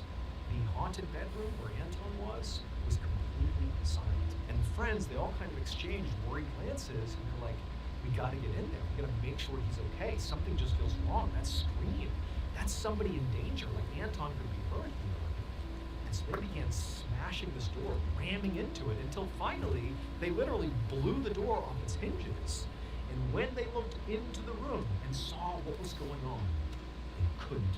Alright. When Well, Anton geez. went into the bedroom to spend the night, his friends would recall hearing the sound of him turning the key and locking the bedroom door behind him. So Anton is in this haunted bedroom and he's locked inside, and there's no other way in or out of this bedroom. So he is in there totally alone and he's locked the door. So keep that in mind. So now, a few hours later, after hearing the scream, the friends blow the door open, literally knock it off its hinges because it was locked, and they find Anton. And he's dead. He's laying on the bed on his back, and the only sign of something that happened to him is there's this red mark around his neck, like a ligature mark, thin red ligature mark around his neck. But there's no robe or line anywhere in the room. There's no sign of a struggle. There's nothing else really in this room except for Anton. And he's just inexplicably dead with this Well, I mark. think So actually authorities got involved. and they It's searched the room 4:30 top to now. bottom, never I've been- found any It's robe, been a any 4 hour and nothing 30 that minute could have stream left at those this marks on his point. neck. And I'm they also about did an ready to go autopsy on to Anton, raid but out couldn't figure and out what was take causing death. So and just the break fact after that this Anton raid died out. in this really inexplicable way Starting to run in a low on bedroom juice. that he claimed was haunted is pretty mysterious. But it becomes even more mysterious when you consider the whole Yeah, go story take a power nap about on the this- couch again. This ghost that haunted this Oh, house. dude, that hurt me so Anton bad. would typically tell the story. I which is woke up with a basically crick in say, my well, neck. there's this evil Oh, monk no. Like I that's couldn't upstairs in one of move. the bedrooms, and that's why I don't go in It's there. awful. The story. That's not the whole story. That's just kind of the word. The whole story is this castle has been haunted for hundreds of years. There is an evil monk that lives in that bedroom upstairs, and if you go in there, the evil monk will kill you by strangling you with a pin. That's the story. It's a really to this day, nobody knows how Anton Wolberg died alone in that log bedroom after seeing him being strangled with a rope that concealed him.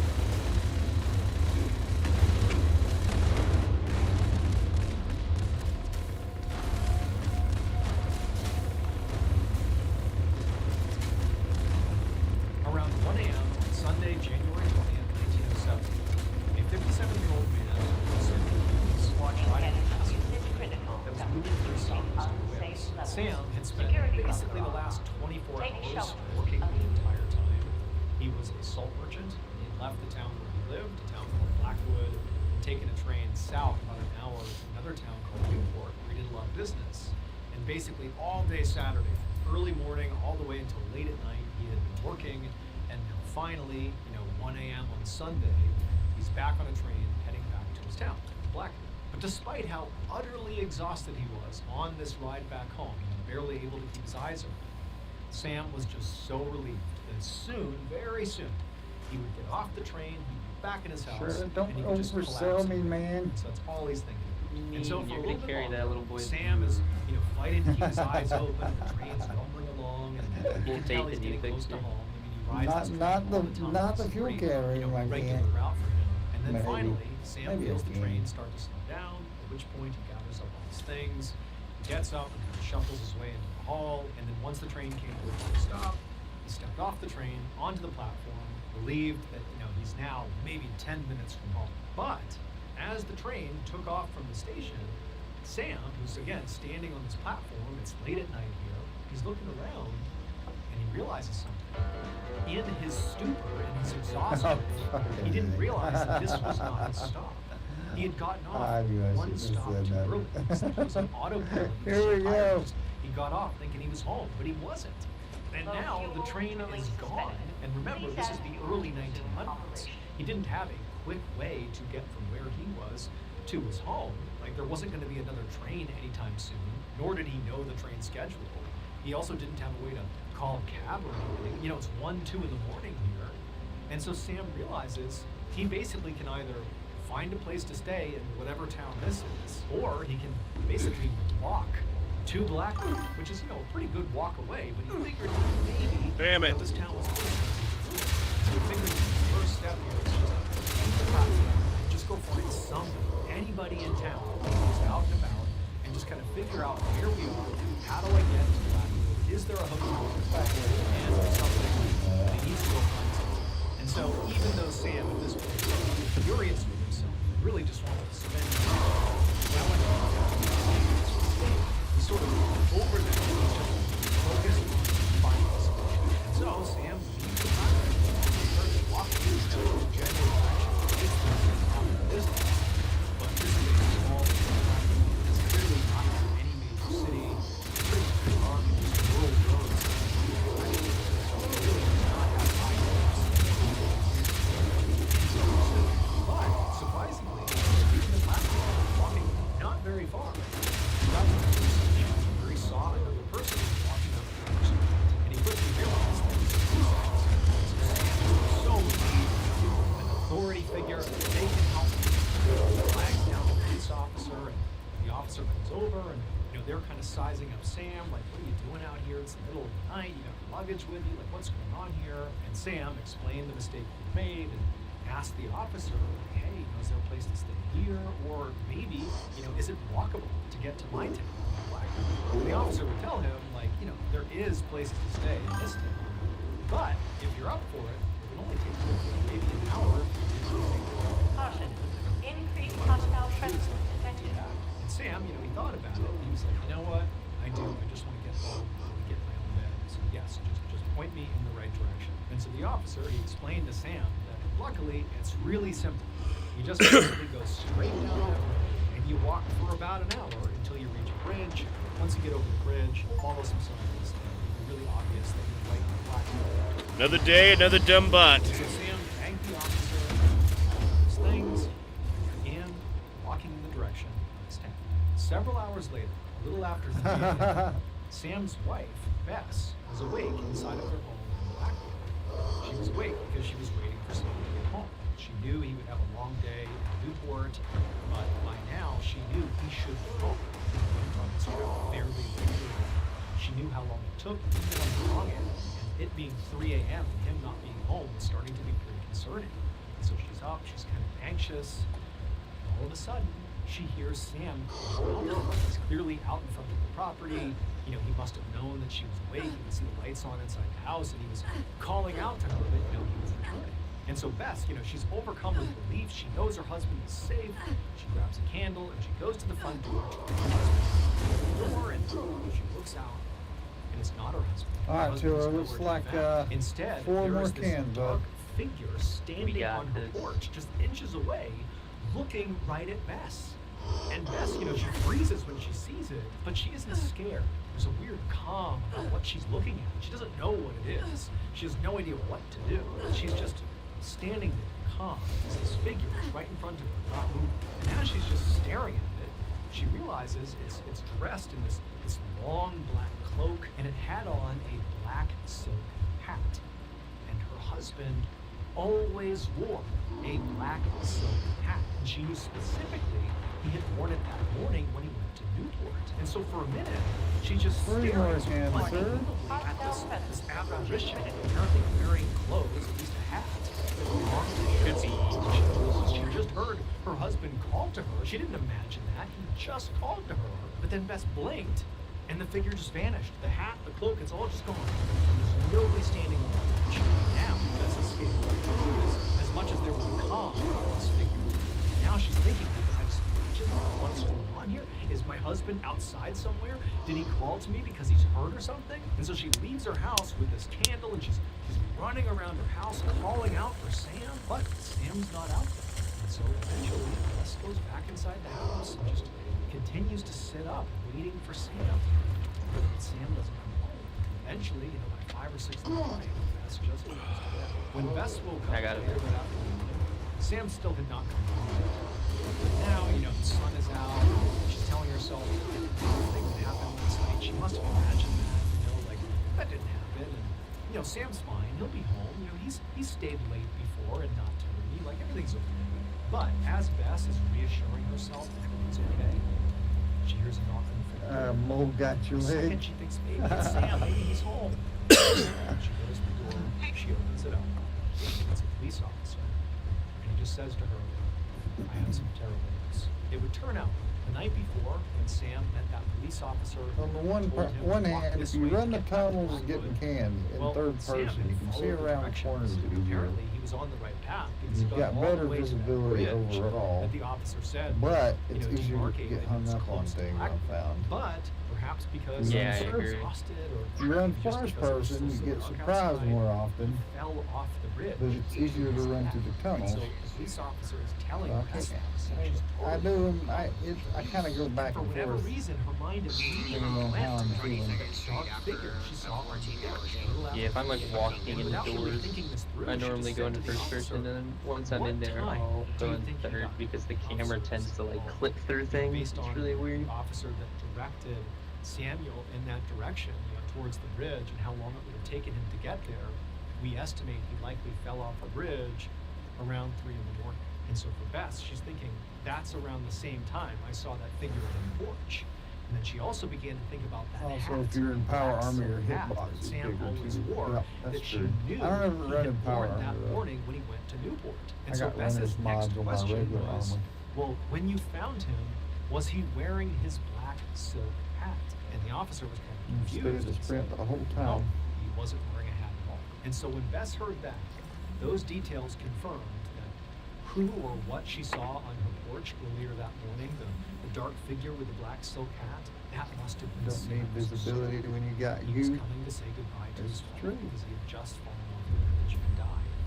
And this figure having that black silk hat on System was a way of access showing restored. her, Routine yes, security that scan would be initiated.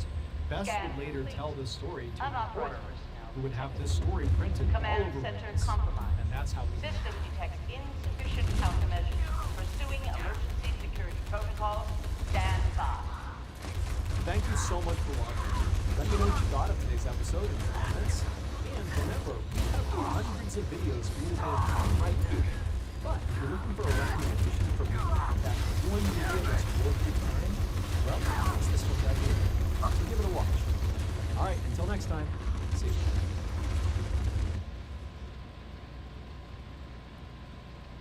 Huzzah. Good job. Today, we have a very special bonus good video job. for you guys. It's a collection of 5 fan favorites that are all just straight nightmare. Now, even if you've heard or seen one or all of these stories before, keep in mind they've all been completely re-edited for today's episode, so it should feel like a brand new viewing experience. But before we get into today's 5 stories, if you're a fan of the Strange, Dark, and Mysterious delivered in story format, then you've come to the right place because that's all we do, and we upload once a week. So, if that's of interest to you, please offer to do the like button's laundry. But when you do a load of their colored clothes, go ahead and just fill it up with a whole bunch of bleach. Also, please subscribe to our channel and turn on all notifications so you don't miss any of our weekly uploads. Okay, let's get into today's 5 stories.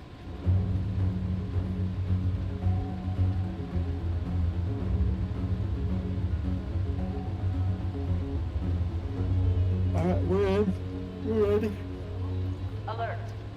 Hostile breach detected. Need that. Lockdown The initiated. United States Navy Lockdown decided will it was persist time to until decommission hostile one of their presence old is removed. frigate ships, and so they sent it to a dock to be broken down for scrap.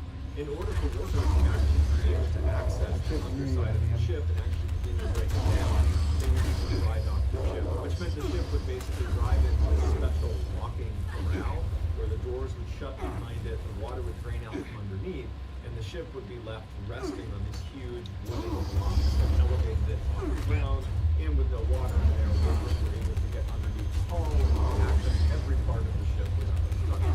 It's important to note for this story that when a ship is in dry dock, there is only one way to get off. It's this ramp called a gangway that leads from the dock onto the deck of the ship. Besides that, there is no other way to the ship. And if for some reason you really wanted to get on and couldn't use the gangway, you could in theory put a run and leap from the dock to the ship. There's a pretty significant gap there all the way around, but you could try to jump. But if you weren't successful at grabbing the ship, you would fall multiple stories and probably to your death because there's no water in the dry dock. So this old frigate ship, being decommissioned, was officially dry docked in July of 2014. The first crew was began dismantling it for military. You down? They were in charge of removing Down. equipment before civilians were out. Back in 2021. The military personnel begin to wrap up, and it's getting late in the day, and they tell the foreman who's in charge of all of the civilian workers that are going to be going on and decommissioning of the ship. They go to the foreman and say, hey, we're done, we'll wrap up things, the workers will get to and get on with the line. The foreman would send a message to his boss that night letting him know that they were on track to start work the next day. The boss would respond and say, hey, can you go on there tonight? You know how many people that in good places in the state. Ridiculous. Because like they faked this ridiculous. I got this from a distributor, so we'll kind of just see. And it was all for the distributor. Yeah, here they come, Philly. Like our collection. Got the big boys out now.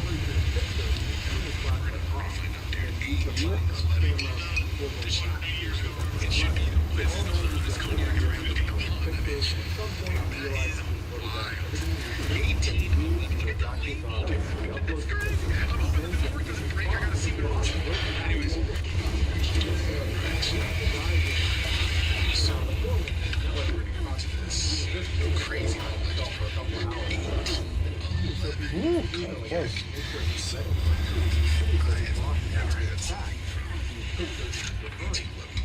Not bad on that one. There's like a wax on here. There's a break. I have no. It's going to. It tastes like it's going to be sound. I bought it for a distributor here in town. It was out of inventory. So I Got a crab coming. 1 minute ago coming. I'm going to have to take all this electrical tape. So I'm going to have to take all this tape. Just just try to cut humans out. Let's just see how it is. Oh wow, I didn't hit that crap. Oh, We should have enough crystals. oh yeah, we got some.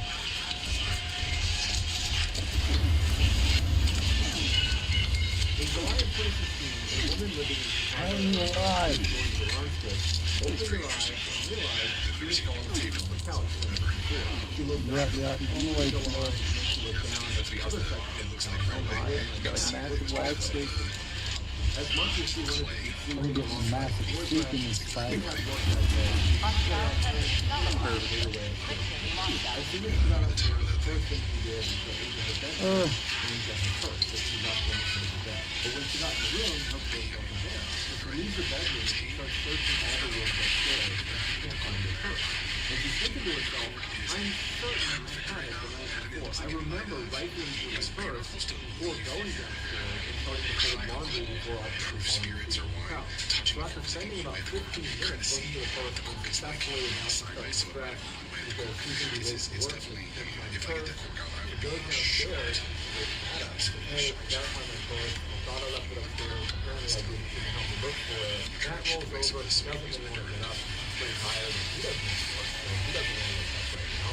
And he says, well, are you sure you didn't eat at the restaurant last night? I mean, you already looked. You probably weren't here. You want to just give him a call and see if you're not there? Jordan was immediately really annoyed by his reaction. He just wanted him to be seen enough to help her look for the purse because she had work and he could just go out the street. And so it started this argument between the two of them where Matt just wanted her to call the restaurant and she was convinced she had You get any remote? You get any sound at all if I shoot you with the cylinder? husband had it last night before it all You can hear that killer? No. escalated. And that's No,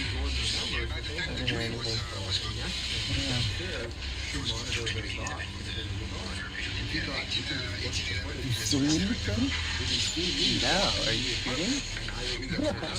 There's no projectiles coming out of that gun. Just break it? What the hell? Little weird.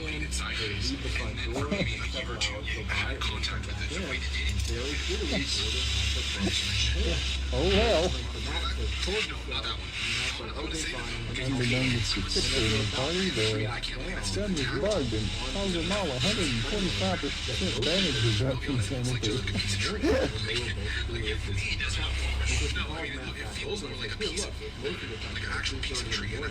After the couple had fallen asleep on the couch, a hooded figure emerged from the hallway and screamed at the top of the stairs and was watching the two of them. Before he left, he stole her purse along with a couple of other things from her apartment.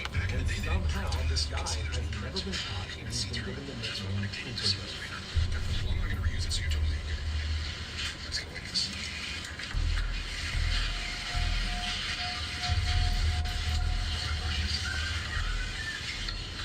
In early 1974, 31-year-old Michael Taylor was living happily with his wife Christine and their 5 children in Fawcett, which is a small town in central England. Michael was described as a great father and a great husband who had an excellent sense of humor.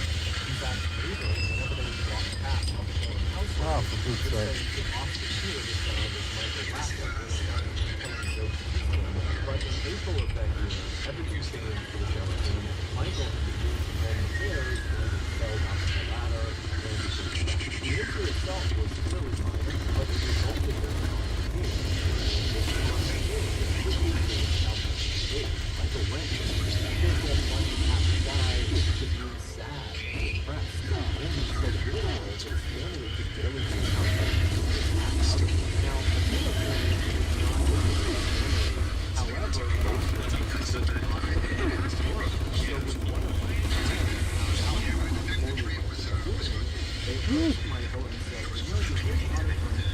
Impacts in the trailer. And getting low, so.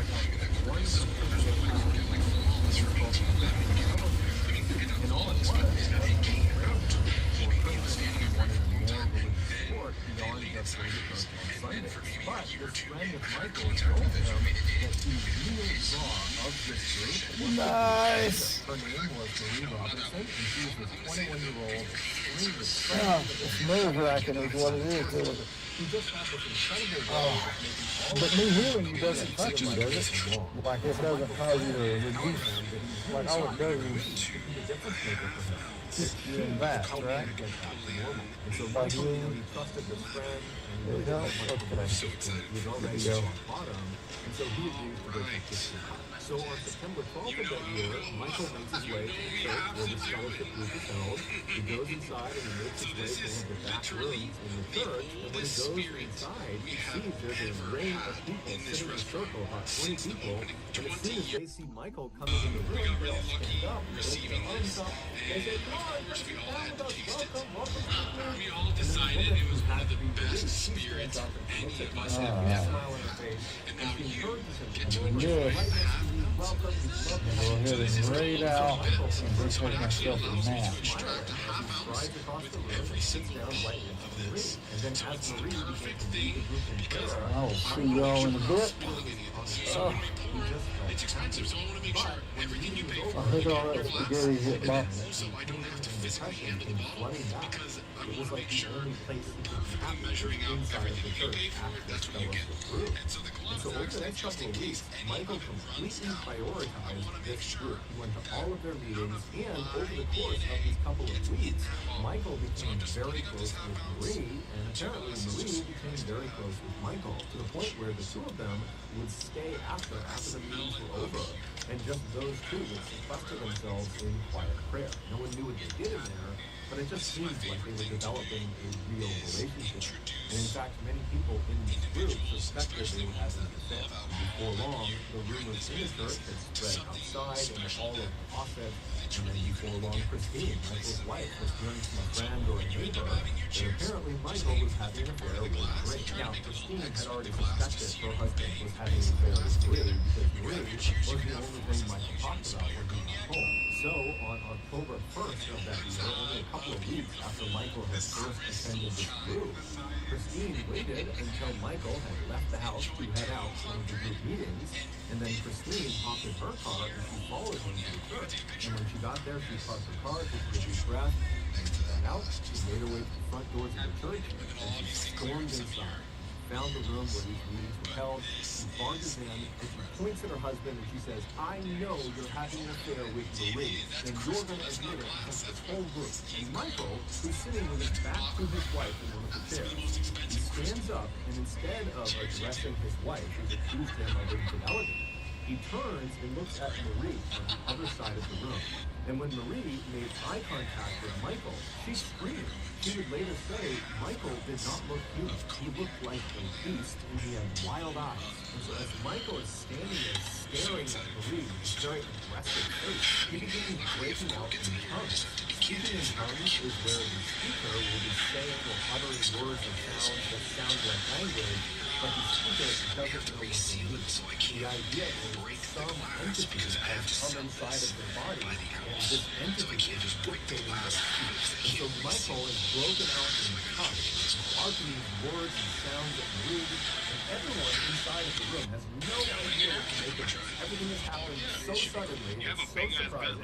You have the wife suddenly coming in and aggressively accusing her husband of cheating, and Michael is not responding to it. He's acting totally crazy. And then, before anyone can do anything, Michael goes from just barking in strange languages at Marie to suddenly rushing across the room as if he's going to attack her.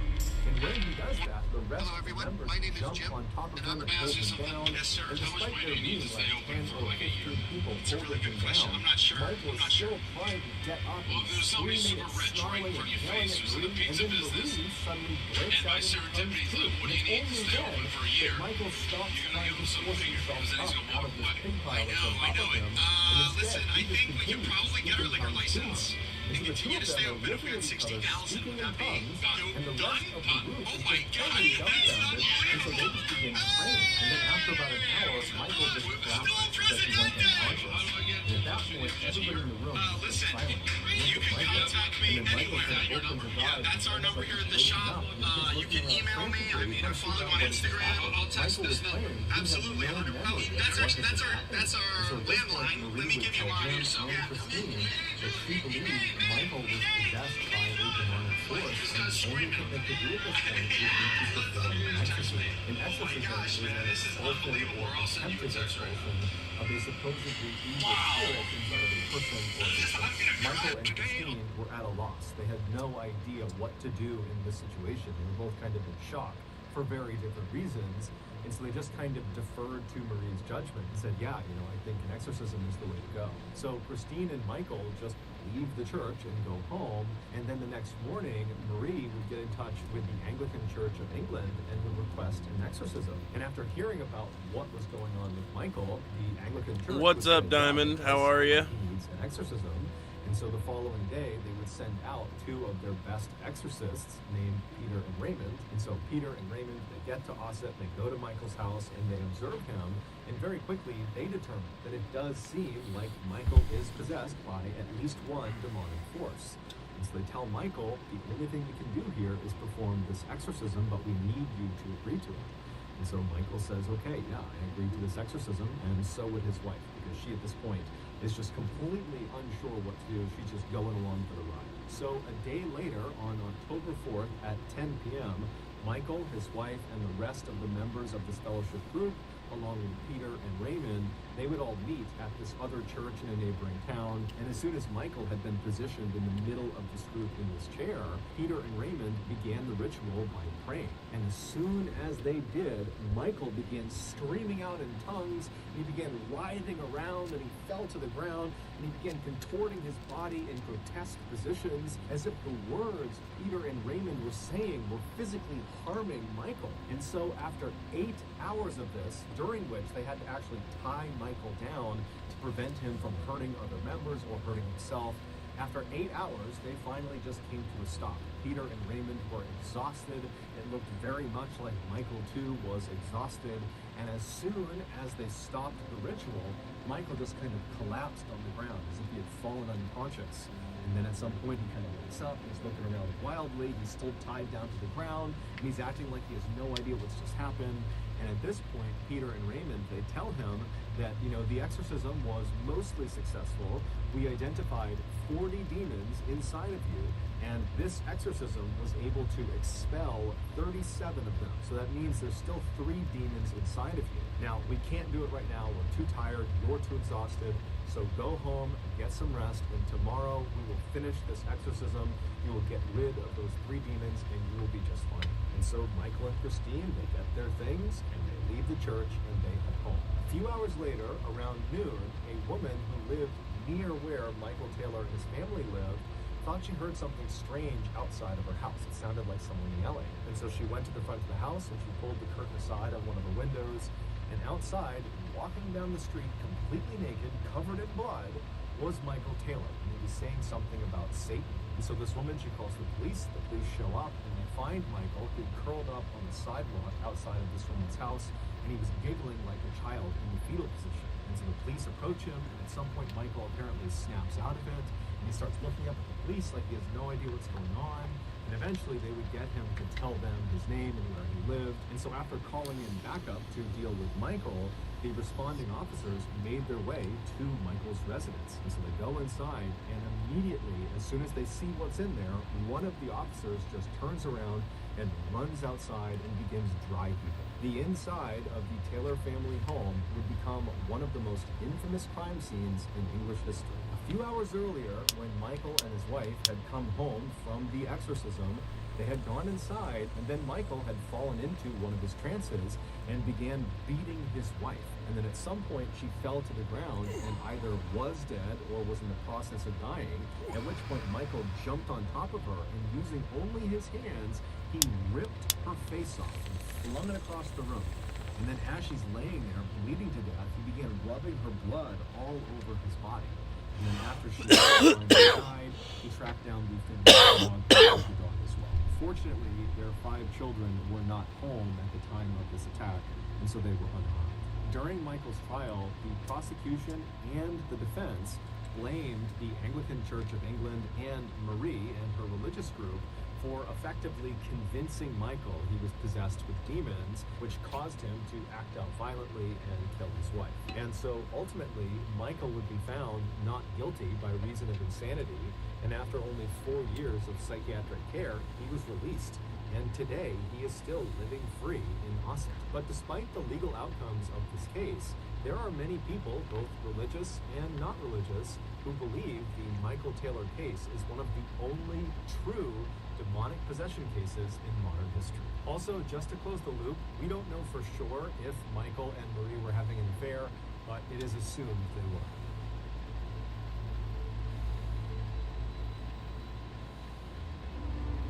It begins here. From the director of It comes It, Welcome to Derry, the chilling new HBO original series exploring one of horror's biggest terrors, Pennywise the Clown. Set in 1960s Derry, Maine, the new HBO original series premieres Sunday, October 26th on HBO Max. Also, you can listen to the official It, Welcome to Derry podcast wherever you get your podcasts.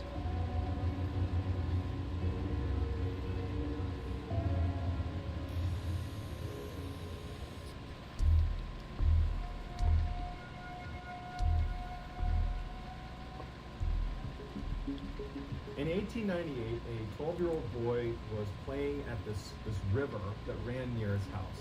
He was out in the forest, he was playing to this river, and he had a bow and arrow, and he was practicing shooting his bow and arrow.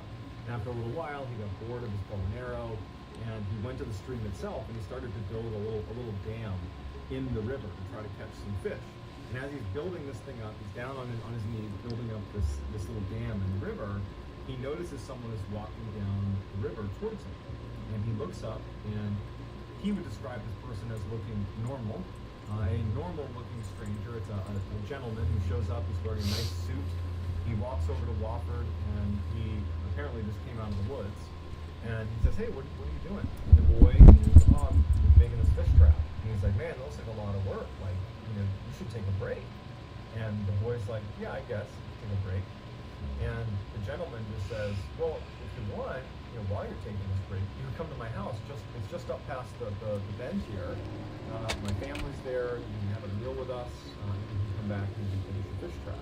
And so, this is a different time. This is the late 1800s, and I'm not suggesting that at the time it was totally cool to go with strangers into weird houses in the forest, but the boy felt compelled to say yes. He didn't want to be rude, and maybe his fear of strangers is less extreme than it is, for us today in 2020. And so he agrees to go with them in. They make their way up past the river, into the forest a little bit, and they come up to this cabin. Now, the boy played in the woods here, and he had never seen this house before. But he's not too concerned, because as soon as he gets to the house, this cabin in the woods, he sees that the lights are on, and he hears kids playing inside, and a close family friend of his family's is sitting on the porch talking to one of the other apparently family members of the stranger. And so the boy's put at ease, and he says hi to the family friend, and the family friend waves back. The boy goes inside, and he sees that this family has a couple of kids roughly his age. They're playing, goofing around. They have dinner, this wonderful meal, and the boy Wofford is like, "Man, this is so great." And after the meal, he lays down and falls asleep. He kind of loses track of time. The boy falls asleep at his cabin. And so he wakes up early the next morning, and he feels horrible because he didn't mean to fall asleep, and he didn't tell anyone from his family where he was going. And he's thinking, man, they're going to be so worried about him. And so as he's getting up to leave, the stranger is already awake, the one that had met him down by the river and called him up to the house. And the boy says, "Hey, can you walk me down back to the river?" And the stranger's like, "I can take you part of the way down, sure." So the two of them are having small talk, and the boy's thanking the man for his generosity. And so as they're walking, they're passing by an orchard on one side and a cornfield on the other. And it's this beautiful morning, the sun's just coming up, and the boy remembers thinking how beautiful the setting was. But he also was thinking, like, I don't even know where I am right now. I'm assuming he's walking me back to where I live. But this doesn't look familiar at all. And the stranger stops. They get to almost a junction right at the end of the orchard and of the cornfield. And the stranger tells the boy, Wofford, he says, "Hey, just go straight. You're going to turn down this way, turn back, and you'll be at the river again, where you met." And the boy thanks the stranger, and the stranger turns and starts walking back towards his cabin and says, "Hey, good luck, see ya." And the boy starts following the man's directions. And Wofford, as he's walking and following the stranger's directions, he's suddenly curious and turns around to look back at this strange person who had brought him up to the house and had now brought him back. And he's stunned because suddenly the orchard and the cornfield are not there. There is no orchard or cornfield. It's just deep, dark forest. And he's like, "What's going on?" He turns back, and there's a search party, or it looks like a search party, running up to him. Part of the search party is the family friend that he had seen at the house. And the boy's like looking at these people running towards him, like they're running to him. And he recognizes the family friend, and you can tell they're like urgently looking for him. And he felt bad because he knows he slept over through the night. So he's like, "Hey, I'm here. And they're like, "Where have you been?" And the boy turns to the family friend and he's like, "Didn't you tell them I was with you?" And the family friend is like, "What are you talking about?" And he's like, "Yeah, the house with the family, we ate dinner together last night." And the guy, the family friend, is like, "I've been looking for you for the past several days. I've been with your family looking for you. You've been gone for 3 days." And the boy is like, "What?" And as he's describing the kind of general vicinity of where this cabin was, he's kind of pointing back up towards where it was and describing it from where the river was. The family says to him that since you've been missing, we've heard rhythmic drumming non-stop coming from the section of the forest that you just described. We could never pinpoint where it was coming from. And now that you just showed up, the drumming stopped. And so the kid's terrified, but there's no answers. Pretty creepy.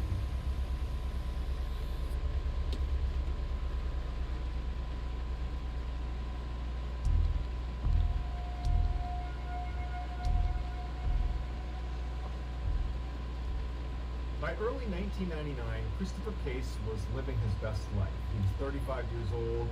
He had moved out to Seattle to pursue a career in music, and he had landed a job at a music company in Seattle, and he had risen to the rank of executive at that company. He was incredibly fit. He was known for being in the gym 7 days a week. He took vitamins, took his health very seriously. He had loads of friends. People really liked him. He was very close to his family. And, despite all that, despite his popularity and success, he had been single for years. And even though he was not actively seeking a companion, his friends and family were continuously trying to set him up on dates. But Chris would prefer to not go on a date and actually stay home by himself and listen to music, because Chris had an obsession with a very specific type of music. He loved music from ancient times, specifically from Egypt. And so he would stay home instead of go out on dates and, crush ancient Egyptian music. That was like his idea of a great night. On April 11th of 1999, Chris was on a business trip because part of his job required a ton of travel. And he was on a trip with a couple of his coworkers, who were also friends of his. They go out to San Francisco, and on the 11th, they decide to go out for dinner that night. And one of his coworkers decides to bring along a friend who was someone that lived in the area. So they get to dinner, and one of them has their friend, who's an older woman, very attractive, very kind of intense-looking woman. She was about 20 years older than Chris. That was his guess. And she sits down, and the four of them are just kind of having a nice conversation. And at some point, the older woman really takes an interest in Chris, and Chris takes an interest in her because it would turn out that they had a lot in common. And then she actually admitted to him that she was really into music from ancient times and actually has a specific interest in music from ancient Egypt. And so to Chris, he's like, how can this be? And this is my passion. I love that type of music. And they really hit it off. Now, Chris was not looking for any sort of romantic involvement with this woman. He was just so excited to talk about something he loved. And so all night, Chris and this older woman are chatting it up, and they're super into each other. He was looking at her purely from a platonic sense, but it was becoming clear by the end of the night, at least Chris was realizing this, that she was looking at him with a romantic angle. She was interested in Chris, and in fact, right as he's kind of realizing this, she asked him if he wants to leave with her and go back to her place. And he politely declines because he's not interested. He loved chatting with her about music and other things they had in common, but he wasn't interested in her romantically. And she became a little bit more aggressive and said, no, come on, let's get out of here. I got a place right down the road. We can go listen to music and hang out in my place. And he felt really uncomfortable and kept saying no, but she wouldn't let it go. And so finally, as she's literally trying to get him to say yes, he says, hey, you know what? I've had a long night. I'm going to go. And so he stands up to leave, and the woman goes from being very flirtatious and friendly to very angry at Chris. And she looks at him and kind of abruptly says to him, I'm actually a witch, and I'm going to put a curse on you. You're going to be dead within a week. Okay. And he just leaves. So the next morning, on April 12th, Chris gets up and he heads to the airport and he flies back to Seattle. When he lands in Seattle, he calls his friend Sammy, who was one of his very close friends back when he lived on the East Coast. He just wanted to share this weird experience with a close friend, and so they're kind of laughing about the whole thing. Neither of them are taking the curse seriously at all. It was like, you really dodged the bullet. It's good you did not go home with her. So in good spirits, Chris hangs up the phone with Sammy, and for the next 24 hours, Chris would fall right back into his regular daily life in Seattle. Nothing out of the ordinary happened. But all that would change starting the night of April 13th, which would have been 48 hours after his encounter with this woman in San Francisco. So Chris lives alone. He doesn't have pets. And he gets into bed that night, and he's laying there, and before he falls asleep, he hears whispering coming from outside of his bedroom in the kitchen area, near the front door. And he's thinking to himself, like, I didn't see this. what? No one's in here. What's going on? And he's hearing the whispering, and then kind of stops. And before he gets up to investigate, he's like, okay, I probably was just hearing things. That wasn't real. And he's just kind of laying there trying to go to sleep, and then he hears it again. Except now it's not coming from the kitchen area. It's coming from a separate area in his apartment outside of the room he's in. And so now he's wondering, like, did someone sneak into my house? Like, is there a burglar in my house right now? And so he quietly gets out of his bed, and he walks over to his door, and he opens it up, and he can still hear the whispering, and it's coming from, like, his laundry room a little ways away. And as soon as he opens the door and he pokes his head out, the whispering stops. And he's just standing there, like, looking around, like, hoping that there isn't anything in his apartment. And then out of the corner of his eye, near the front door, he sees something dash across his periphery. Like a shadowy figure basically darts across the room. And so he looks over, and he's immediately afraid that it really is a burglar in his room. And as he's looking, he's turning the light on next to him, he's looking around, and he starts hearing the whispering again, and now it's going from another section of his house. So he just starts turning on all the lights and looking around to try to, like, make sure no one's in his apartment. He's not even thinking about the whispering, he's just looking for the shadowy figure that he saw run past him. And so he's looking all over his apartment, all the lights are on, it's a small apartment, and as soon as he feels comfortable that the door is locked still, everything's locked, and there's nobody here, that's when he realizes that whispering is still happening. So he turns back around, and now the whispering's coming from his bed where he was. So he walks over to his bed and looks inside, and he can't pinpoint the whispering. But he keeps hearing it and walking to wherever it's coming from, and as soon as he gets near it, the whispering stops. And he's thinking to himself, like, am I dreaming? Is this a dream? Am I losing my mind? Did somebody slip me something, like, last night? Like, what's wrong with him? So he has this horrible night where he's up all night chasing down whispers in his apartment that keep vanishing, and then seeing shadowy figures running around and lurking in corners, but he can't ever see them when he looks at them. And so the next morning on April 14th, when the sun comes up, he hasn't slept, the first phone call he makes is to Sammy, his friend. And he's totally panicked. And we know about this phone call because Sammy would tell police about all her interactions with Chris over the course of this week. She would say that he was totally panicked. And she even thought, as she's taking this phone call, that it's just so weird that Chris is scared of noises in his apartment and, like, figures moving around in his apartment, because it's so unlike Chris. He's, definitely a skeptic. He's just like he's a no BS kind of guy. So the idea that he would suddenly be terrified of something paranormal running around his apartment just seems so unlike him. But as he's listening to him, he was so scared about what was in his apartment. He knew it wasn't a person because he looked everywhere. There was no people.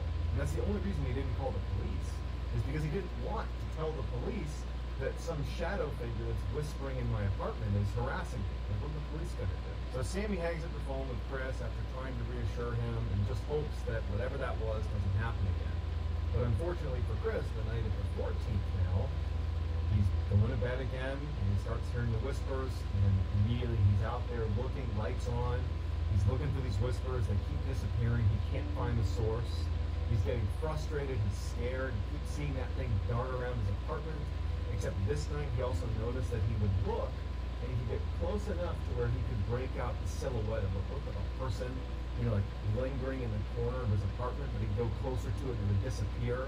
It was like the manifestations of what he was seeing, the whispers and this figure running around his apartment were becoming more vivid. But he's also thinking, like, I didn't sleep the night before.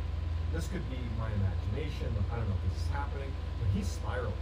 He knows it. So the next day on the 15th, he doesn't call Sammy, but he calls a couple of his other friends that are anonymous, and they would all tell police that they got a similar story that Sammy had gotten that first night after the 14th. No matter what was happening, Chris believed it was happening, and Chris was terrified. But this wasn't even the worst of it. So that night on the 15th, Chris gets in bed, and now he's barely slept for 2 consecutive nights. And he's determined to just go to sleep. That he's trying to tell himself that everything that he's experienced the past couple nights is probably brought on by stress. It's brought on by now certainly a lack of sleep. So he's telling himself, like, just go to sleep. Just get in bed and go to sleep. So he gets in bed, and he's laying there, and he does fall asleep. But he wakes up in the middle of the night, and he can't move his body. He's paralyzed. He can't move. He's totally awake. and he starts hearing whispering. And now his level of fear is so high because now he's immobile. But the past 2 nights he's heard that whispering in his apartment. He's seen that figure moving around his apartment. And so he's laying there in darkness because he went to bed in darkness. And he starts hearing whispering outside his room and it stops. And then he starts hearing whispering inside his closet and it stops. And then he hears whispering right underneath his bed and he can't move. And he's just laying there praying that nothing horrible is going to happen to him because it's just a dream.